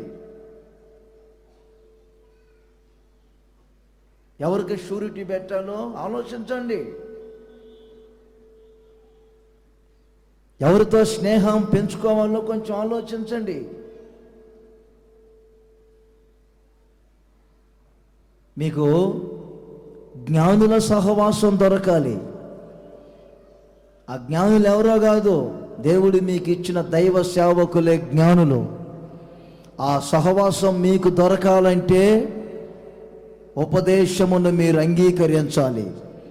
ఉపదేశమును అంగీకరించిన వారికే ఈ జ్ఞానుల సహవాసం దొరుకుతుంది. ఎప్పుడు దైవ సేవకులతో ఈ అనుబంధం కలిగి ఉంటారు. దైవ సేవకుల ముఖాన్ని చూస్తూ దైవ సేవకులతో ప్రతిదీ పెంచుకుంటూ నడిపించుకుంటారు. చూడండి, సొలొమోను చనిపోయాడు. ఆయన పరిపాలన చేసేటప్పుడు పెద్దలు ఉన్నారు, ఆలోచన చెప్పేవారు. వారందరూ రెహబాం దగ్గరకు వచ్చారు. సొలొమోను కుమారుడైన రెహబాం. వారు ఒక విన్నపం చేశారు. ఏమని? మీ నాన్నగారు ఆరంభంలో బాగానే ఉన్నారయ్యా, ఇక తర్వాత జనులు అసహించుకునేటట్లు ప్రవర్తించాడు. జరిగింది ఏమిటంటే, ఏ దేశానికి యుద్ధానికి వెళ్ళినా ఆ రాజుతో సహవాసం పెంచుకున్నాడు. నోట్ చేయండి ఆ వాక్యాన్ని. 11వ అధ్యాయం, రాజుల మొదటి గ్రంథం 11వ అధ్యాయం మొదటి వాక్యం చూడండి. అందరు తీయాల మాటలో. మోయాబీయులు, ఎదోమీయులు, సీదోనీయులు, హిత్తీయులు అను జనులు మీ హృదయములను తమ దేవతల తట్టు త్రిప్పుదురు గనుక వారితో సహవాసము చేయకూడదనియు వారిని మీతో సహవాసము చెయ్యనీయకూడదనియు యెహోవా ఇశ్రాయేలీయులకు సెలవిచ్చి ఉన్నాడు. అయితే రాజైన సొలొమోను ఫరో కుమార్తెను గాక ఆ జనులలో ఇంకా అనేక మంది పరస్త్రీలను మోహించి అది వారితో సహవాసం చేశాడు. ఒక ఆజ్ఞ ఉంది దేవుని బిడ్డలకు. మోయాబీలు, ఎదోమీయులు, అమ్మోనీయులు, సీదోనీయులు, ఇత్తీయులు, వీరితో సహవాసం చేయకూడదు. హలో, చేస్తే ఏమవుతుంది? వారి దేవతల తట్టు మిమ్మల్ని త్రిప్పుతారు. ఇజ్రాయేలుకు కఠినమైన ఆజ్ఞ. మీ హృదయాలు తప్పిపోతాయి. ఆలోచనకర్తలు చాలా మంది వచ్చి పెద్దలు సొలొమోనుకు చెప్పారు, సొలొమోన్, ఇది నీకు మంచిది కాదు. ఎవరితో సహవాసం చేస్తున్నావు? ఎవరి బండెక్కి తిరుగుతున్నావు? 2 సార్లు దేవుడే స్వయంగా ప్రత్యక్షమయ్యాడు. మీకు ఆ మాట 9వ వాక్యంలో కనపడుతుంది. ఇశ్రాయేలీయుల దేవుడైన యెహోవా అతనికి 2 మార్లు మార్లు ప్రత్యక్షమై 2 మార్లు ప్రత్యక్షమై సొలొమోనుకు చెప్తున్నారు, సల్మాన్ నీ హృదయం తిరిగిపోయేటట్లుంది, సల్మాన్ నా మాట విను, నా మాట విను, నా మాట విను సల్మాన్. భూపతులలోనూ జ్ఞానవంతుడు అని జ్ఞానం ఇచ్చాను, నీకు వివేకం ఇచ్చాను, ఐశ్వర్యం ఇచ్చాను, ఘనత ఇచ్చాను, శత్రువుల ప్రాణం ఇచ్చాను, రాజ్యం ఇచ్చాను, ఎంతగానో నిన్ను ఆశీర్వదించాను. నీ నోటి మాట వినాలని ప్రజలందరూ వస్తున్నారు సల్మాన్. నీ రాజ్యాన్ని స్థిరపరుస్తానని మీ నాన్నగారితో చెప్పాను నేను. నా మాట విను, సహవాసం మానుకో, సహవాసం మానుకో. ఆ దుష్ట సాంగత్యం, చెడు సాంగత్యం మంచిది కాదు పలు సార్లు చెప్పిన. సొలొమోను హృదయం దేవుని మీద నుండి తొలగిపోయింది. కారణం సహవాస దోషం. యవనస్తులారా, ఎవరితో స్నేహం చేయాలో చేయండి. ఆడికి ఎవరికో వడ్డీకి డబ్బులు ఇచ్చి ఆడింటికి 4 సార్లు ఇంటికి వెళ్ళి డబ్బులు అడగటానికి అలవాటు పడి ఆఖరికి ఆడు బండికి తిరుగుతుంది.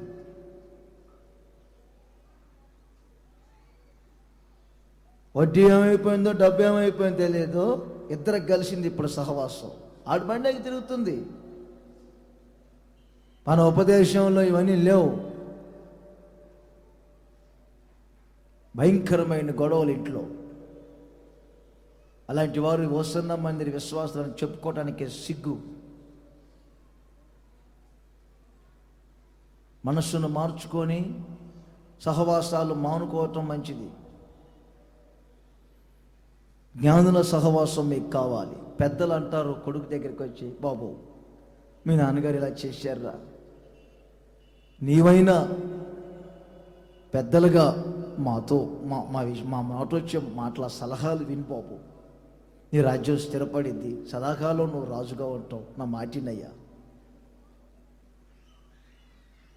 జ్ఞానుల సహవాసంలో ఉంది ఈ ఆశీర్వాదం.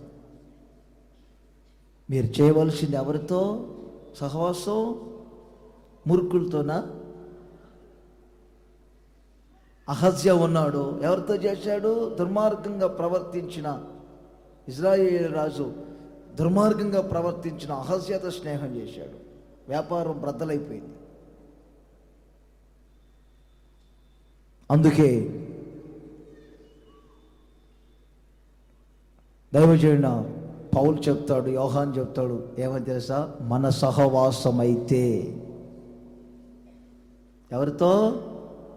తండ్రితోనూ కుమారునితోనూ పరిశుద్ధాత్మునితోనూ అపోస్తుల సహవాసం మనది.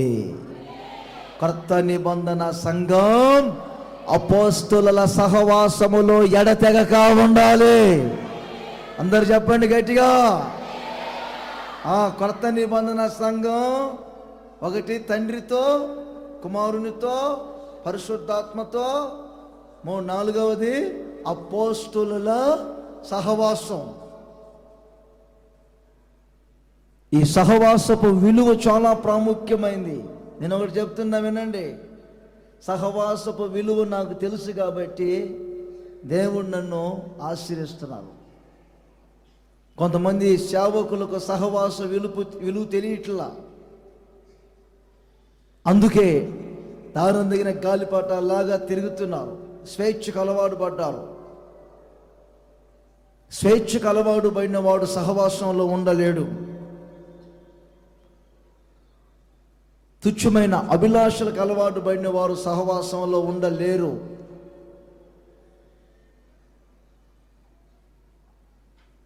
మినిస్ట్రీ సహవాసంలో ఉంటే క్రాఫ్ట్ వేరుగా ఉండాలి, డ్రెస్ వేరుగా ఉండాలి. ఎవరంతటా వారు చెప్పా పెట్టుకొని తిరగటానికి విచ్చలవిడి కార్యక్రమాలకు అవకాశం లేదు. అందుకని కొంతమంది సేవకులు ఏం చేస్తారంటే, మాకెందుకు వచ్చిన గొడవ, 4 పరిచయం అయ్యారు, ఎక్కడో చోట ఒక గుడిసె కట్టి, ఒక చోట డ్రమ్ము కట్టి, ఎక్కడో ఒక మైకి పెట్టి 4 భజన చేసుకుంటూ కూర్చున్నాం అనుకుంటున్నారు. వారికి తెలిసింది అది అని మనం విమర్శించాలని కాదు. సహవాసపు విలువ వారికి తెలియలేదు. సంఘ సహవాసపు విలువ, దైవ సేవకుల ఆత్మీయుల విలువ.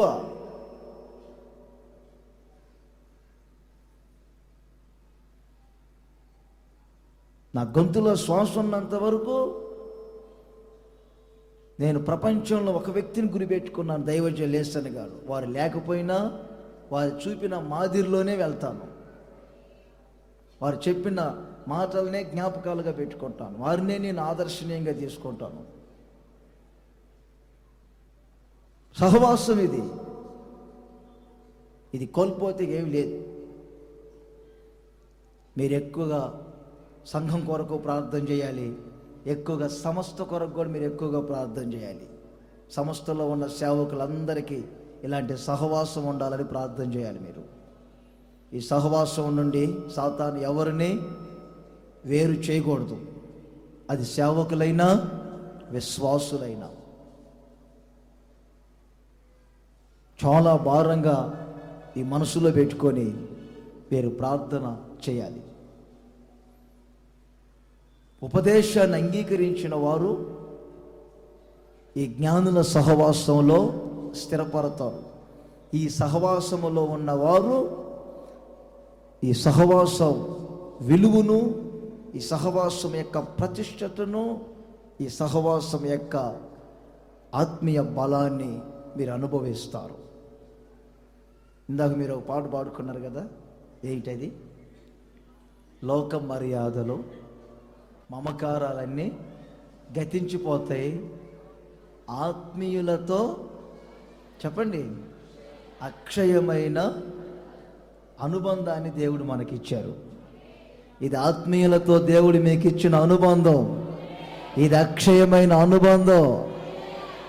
హల్లెలూయా! నేను పెద్ద సింగర్ని అయినట్టు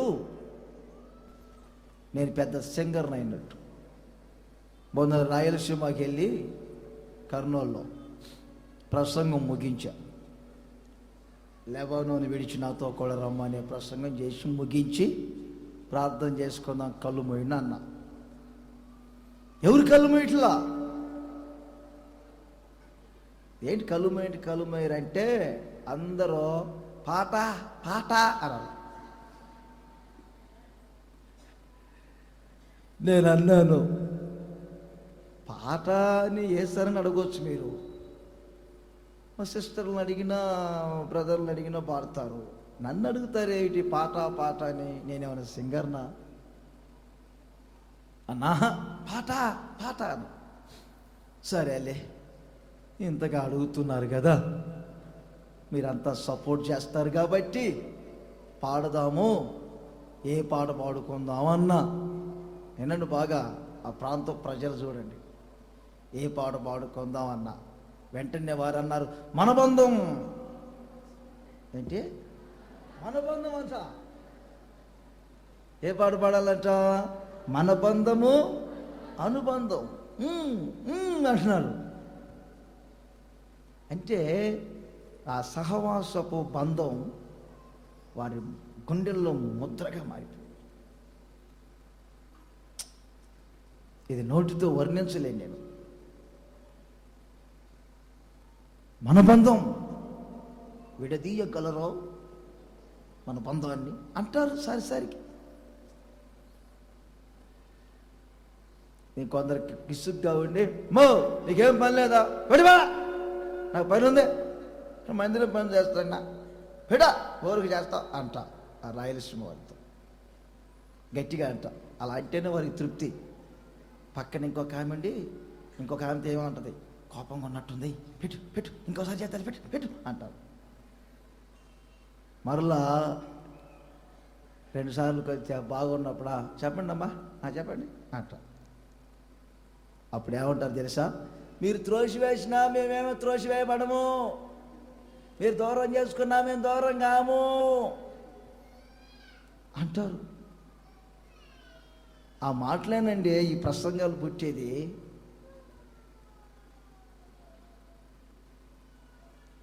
ఆ మాటలు ఈ అనుభవాలే. ప్రజల ఆత్మీయత, ప్రజల ఆప్యాయత, ఈ అక్షయమైన అనుబంధాన్ని దేవుడు మనకి ఇచ్చేడారు. హల్లెలూయా, హల్లెలూయా. ఒక్క మాట చదువుతారా? 4 స్తంభాలు లాగా ఉంటాయి, 3 స్తంభాల మీద కూడా పిల్లలు నిలబడదు ఇల్లు కదా. సామెతలే, అన్ని సామెతలే.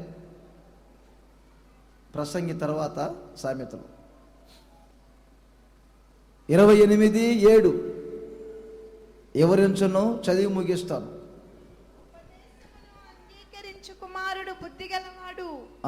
మరలా ఉపదేశమును అంగీకరించు కుమారుడు బుద్ధి ఉపదేశమును అంగీకరించువారు కుమారుడు బుద్ధి గలవారు. ఏది బుద్ధి గలవారు? అందరూ హల్లెలూయా చెప్పండి. చాలా బుద్ధి గలవారు మీరంతా, మంచి బుద్ధి గలవారు. కింద తుంటర్లను చూడు, తుంటర్లా కింద ఎవరు అన్నారు వాళ్ళు?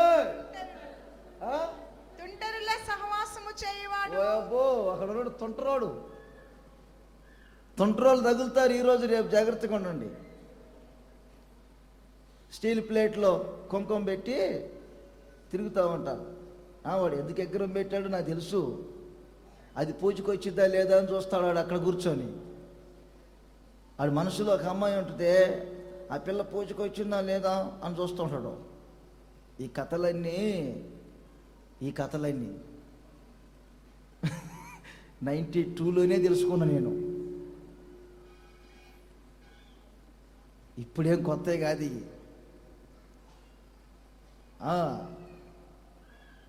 తుంటర్లో తిరుగుతూ ఉంటారు, జాగ్రత్తగా ఉండండి. తుంటర్లో భయంకరమైన వేషాలు వేస్తుంటారు. మీరంతా ఉపదేశాన్ని అంగీకరించారు కాబట్టి బుద్ధిమంతులు, బుద్ధి కలిగిన విశ్వాసులను దేవుడు నాకు ఇచ్చారు. ఏం లేపట్లేదు చేతిలో? అంత నమ్మకం లేదా మీకు? నాకు దేవుడు బుద్ధి గల సంఘాన్ని ఇచ్చారు, బుద్ధి కలిగిన వ్యక్తుల్ని ఇచ్చారు దేవుడు నాకు. చాలా బుద్ధిమంతులండి మీరు అని నేను చెప్పుకోవాలా. తొంటరులు కాదు మీరు, బుద్ధిమంతులు. బుద్ధి లేని వాళ్ళు కాదు. ఇక బుద్ధిమంతులు అని చెప్పాలంటే చాలా ఉన్నాయిలే, ఇక అవన్నీ చెప్పలేను, నాకు టైం అయిపోయింది. మధ్యలో ఎక్కువ టైం తీసుకోండి. నేను కరెక్ట్ 12:30కే ముగించాలని నిర్ణయం చేసుకున్నాను. అది గడియారం పాస్ట్ వెళ్ళిపోతుంది, దాని వైపు చూడబాక. 10 నిమిషాలు ఎక్కువ ఉంది. 12:30కే ముగిస్తున్నాను నా టైం ప్రకారం. 4 విషయాలు. ఉపదేశమును అంగీకరించేవారు సురక్షితంగా ఉంటారు, జీవమార్గంలో ఉంటారు, జ్ఞానుల సహవాసం లభిస్తుంది. తర్వాత బుద్ధి గల వారిగా బ్రతుకుతారు. బుద్ధి లేని వాళ్ళేమో జీవితాలను పాడు చేసుకుంటారు. బుద్ధి లేని వాళ్ళేమో చెప్పండి, ఆస్తి అంతా తీసుకెళ్ళి పాడు చేసుకున్నాడు. బుద్ధి లేనోడేమో ఇసుక మీద పునాదులేసి పాడు చేసుకున్నాడు. బుద్ధి కలిగిన వారు నక్షత్రముల వలె, జ్యోతుల వలె ప్రకాశిస్తారు. బుద్ధి గలవారు బండ మీద పునాదులు వేసుకుంటారు. బుద్ధి గలవారే క్రిందనున్న పాతాలను తప్పించుకొని వెళ్తారు జీవ మార్గంలో. కనుక మీరు బుద్ధి గలవారుగా మారాలి. ఆమేన్. బుద్ధి వాక్యాన్ని విన్నారు మీరు. ఆకాశములో కనబడుతున్న జ్యోతుల వలె ప్రకాశించాలి అనేకుల మధ్య. బుద్ధి గలవారుగా ప్రసిద్ధి కావాలి మీరు. హల్లెలూయా, హల్లెలూయా. దేవుడు ఈ సమయంలో ఈ వర్తమానాన్ని మీకు ఇచ్చారు. ఉపదేశాన్ని అంగీకరించండి, ఉపదేశములో నిలబడండి, ఉపదేశాన్ని జాగ్రత్తగా పట్టుకోండి, గట్టిగా పట్టుకోండి, జాగ్రత్త పరచుకోండి. ఈ ఉపదేశం వలన దేవుడు మీకు ఇట్టి ఆశీర్వాదాలు ఇవ్వబోతున్నారు.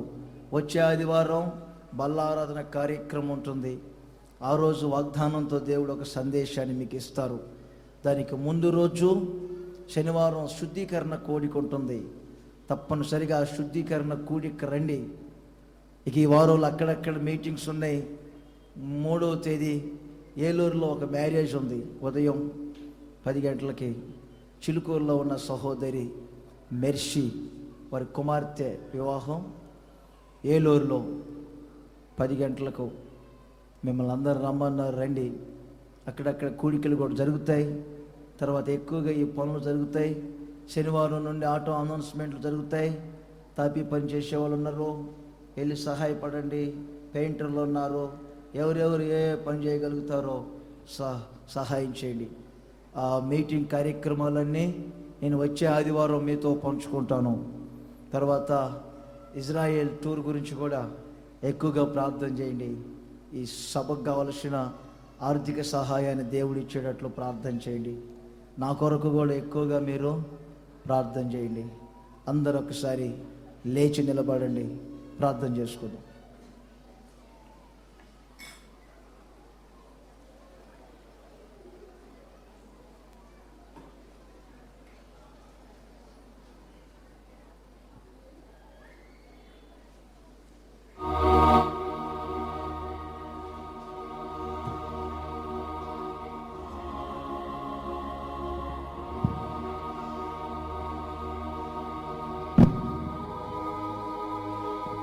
కళ్ళు మూసి అందరూ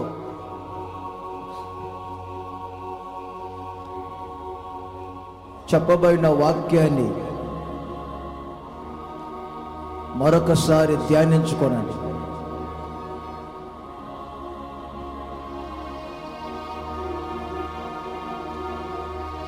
కొరంది సంఘస్థుల స్థితి ఐశ్వర్యముగా మారింది.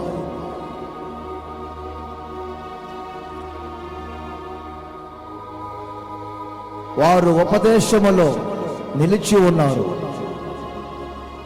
వారు ఉపదేశాన్ని జాగ్రత్త పరుచుకున్నారు. వారు ఉపదేశాన్ని అంగీకరించారు. ప్రియమైన యేసయ్య, కొరంది సంఘస్థుల వలె ఇక మీదట నేను కూడా ఉపదేశాన్ని అంగీకరించినట్లు, ఉపదేశములో నిలిచి ఉన్నట్లు, ఉపదేశాన్ని జాగ్రత్త పరుచుకొని మీరు ఘనపరిచి గొప్ప చేసిన ఈ ఉపదేశాన్ని తప్పి కుడి ఎడమలకు వెళ్లకుండా ఈ ఉపదేశములోనే నిలబడినట్లు, ఈ ఉపదేశాన్ని జాగ్రత్త పరుచుకున్నట్లు, ఈ ఉపదేశాన్ని అంగీకరించినట్లు నా జీవితాన్ని స్థిరపరచు, నా జీవితాన్ని జాగ్రత్త పరచు. యేసయ్యా, యేసయ్యా, యేసయ్యా, యేసయ్యా, యేసయ్యా. ఈ ఉపదేశాన్ని అంగీకరించినప్పుడు సురక్షితమైన కాపుదల, జీవమార్గములో ఉంటారు. వారికి జ్ఞానుల సహవాసం దొరుకుతుంది. వారు మాత్రమే బుద్ధి గలవారుగా జీవిస్తారు. తీర్మానం చేయండి. ఒక్క 2-3 నిమిషాలు అందరూ ఒప్పుకోనండి. Thank you Lord, thank you Jesus. మనస్సు పూర్తిగా దేవుని ఆరాధన చేసుకోండి, కొనియాడండి. ఒక్కసారి ప్రభువుకు అప్పగించండి. ఇంత సమయాన్ని మందిరంలో నేను గడుపుతా ఉన్నాను. ఆ ఆశీర్వాదం నేను అనుభవించాలయ్యా. యేసయ్యా, యేసయ్యా, యేసయ్యా, నీ సన్నిధిలో అడుగు పెట్టాను. మీరు ఇక్కడ ఉన్నారు, మీరు లేకుండా మేము లేమయ్యా. ఈరోజు నీ నోట వచ్చే ఉపదేశాన్ని మేము విన్నామయ్యా. అయ్యా, నాకు తృప్తి కలిగించండి, నాకు తృప్తి కలిగించండి, నాకు క్షేమం కలిగించండి, నా శరీరానికి ఆరోగ్యం కలిగించండి, నా ఎముకలకు సత్తువను కలిగించండి. యేసయ్యా, నా నోటి నిండా నవ్వు కలిగించండి, నా జీవితంలో గొప్ప జయాన్ని కలిగించండి. ఆనందముతో నా జీవితం కొనసాగాలి, ఆత్మీయతతో నా జీవితం కొనసాగాలి. కృప దయచేయండి. మీ సన్నిధిలో గడిపిన ఈ సమయం వ్యర్థం కాకుండా యేసయ్యా ఆశీర్వదించండి, ఆశీర్వదించండి, ఆశీర్వదించండి. హల్లెలూయా, హల్లెలూయా. ఆకాశము నుండి వర్షము కురిసినట్లుగా ఉపదేశం మీద కురిపించబడుతుంది. ఆ ఉపదేశంలో అంగీకరించండి, నిలిచి ఉండండి, జాగ్రత్త పడండి. ఆ ఉపదేశమే మిమ్మల్ని ఆశీర్వదించండి. Thank you Lord, thank you Lord, thank you Lord, thank you Lord, thank you Lord, thank you lord.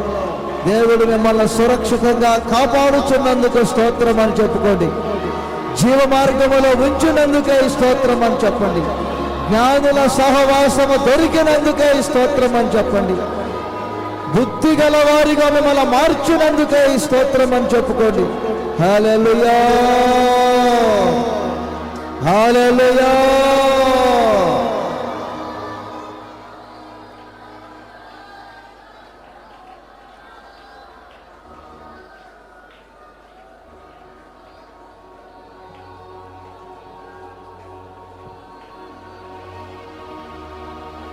అందరు చేతులపైకి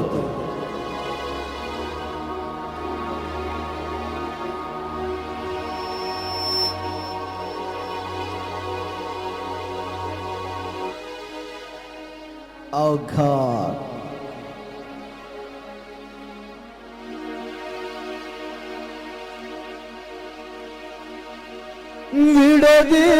విడదీయగలరా ఎవరైనాను మరి ఏదైనాను రాజా జగమెరిగిన నా యేసు రాజా. చప్పట్లు గట్టిగా.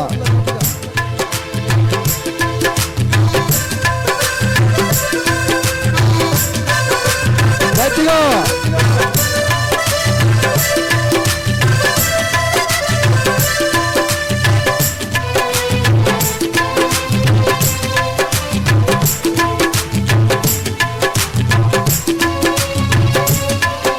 కళ్ళ మోసి గట్టిగా.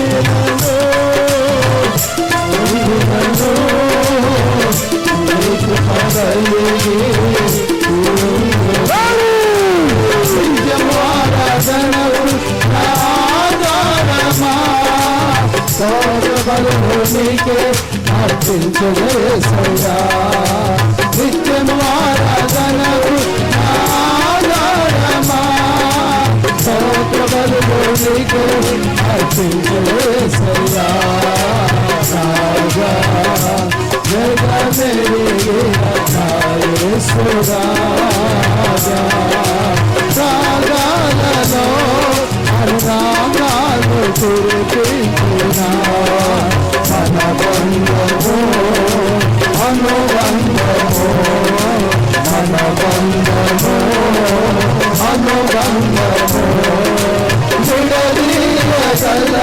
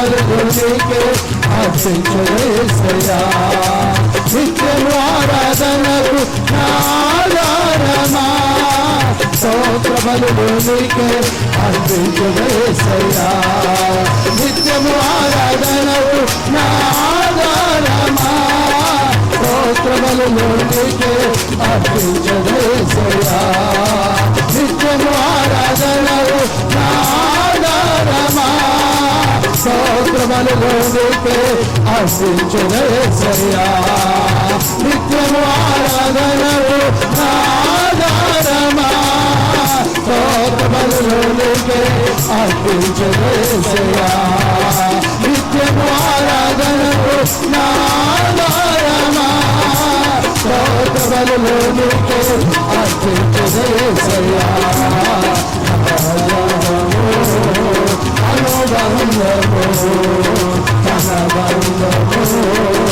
అనుబంధము విడదీయగలరా ఎవరైనను మరేదైనను విడదీయగలరా ఎవరైనను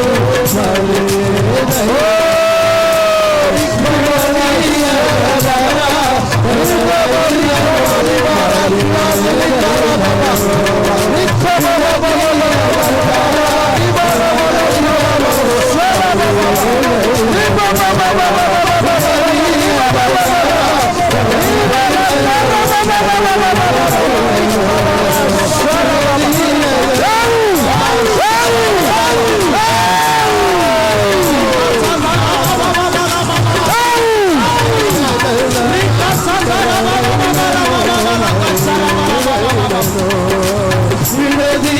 విడదీయగలరా ఎవరైనను మరేదైనను రాజా జగమెరిగిన నా యేసు రాజా రాగాలలో అనురాగాలు కురిపించిన మన బంధము అనుబంధము అనుబంధము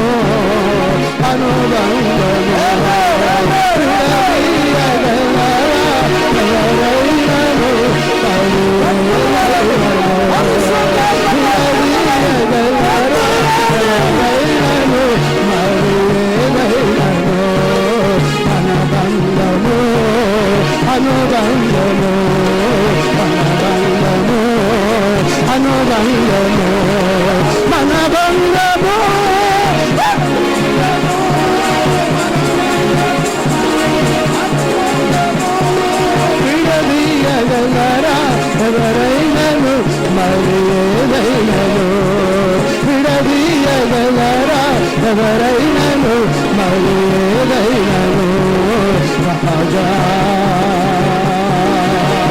జగమెరిగిన నా యేసు రాజా రాగాలలో అనురాగాలు కురిపించిన మన బంధము అనుబంధము మన బంధము అనుబంధము మన బంధము అనుబంధము మన బంధము అనుబంధము మన బంధము అనుబంధము అనుబంధము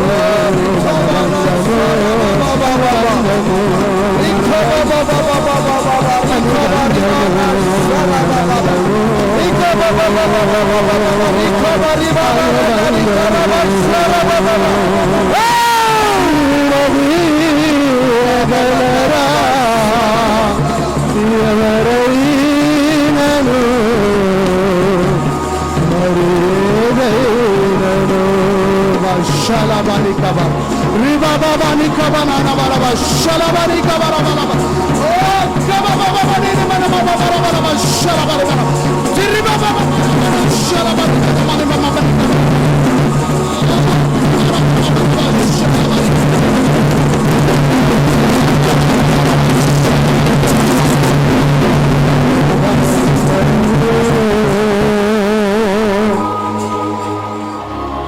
అనుబంధము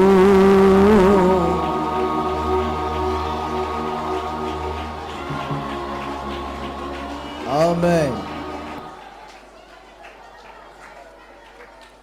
అందరూ కళ్ళు మూసి మీ చేతుల పైకెత్తారు.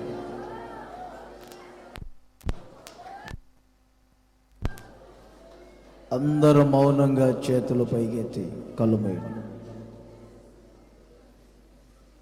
ప్రియమైన యేసయ్య, కొరంది సంకస్తుల వలె మాకు ఇవ్వబడిన ఈ ఉపదేశములు మేము అంగీకరిస్తాము, ఈ ఉపదేశములోనే నిలిచి ఉంటాము. ఈ ఉపదేశాన్ని జాగ్రత్త పరుచుకుంటాము.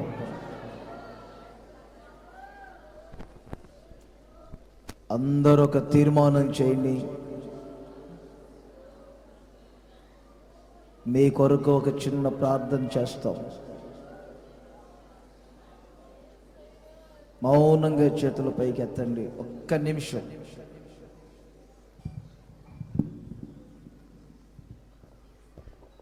పరిశుద్ధుడైన దేవా, ప్రేమ స్వరూపి, గత కాలమంతా మీరు మమ్మల్ని కాపాడి సెప్టెంబర్ మాసం యొక్క చివరి పునరుద్ధాన దినమందు నీ సన్నిధానములో మిమ్మల్ని ఆరాధన చేయడానికి సజీవుల లెక్కలో మమ్మల్ని అందరినీ ఉంచి నీ మందిరమునకు నడిపించినందుకు కొరకై స్తోత్రం.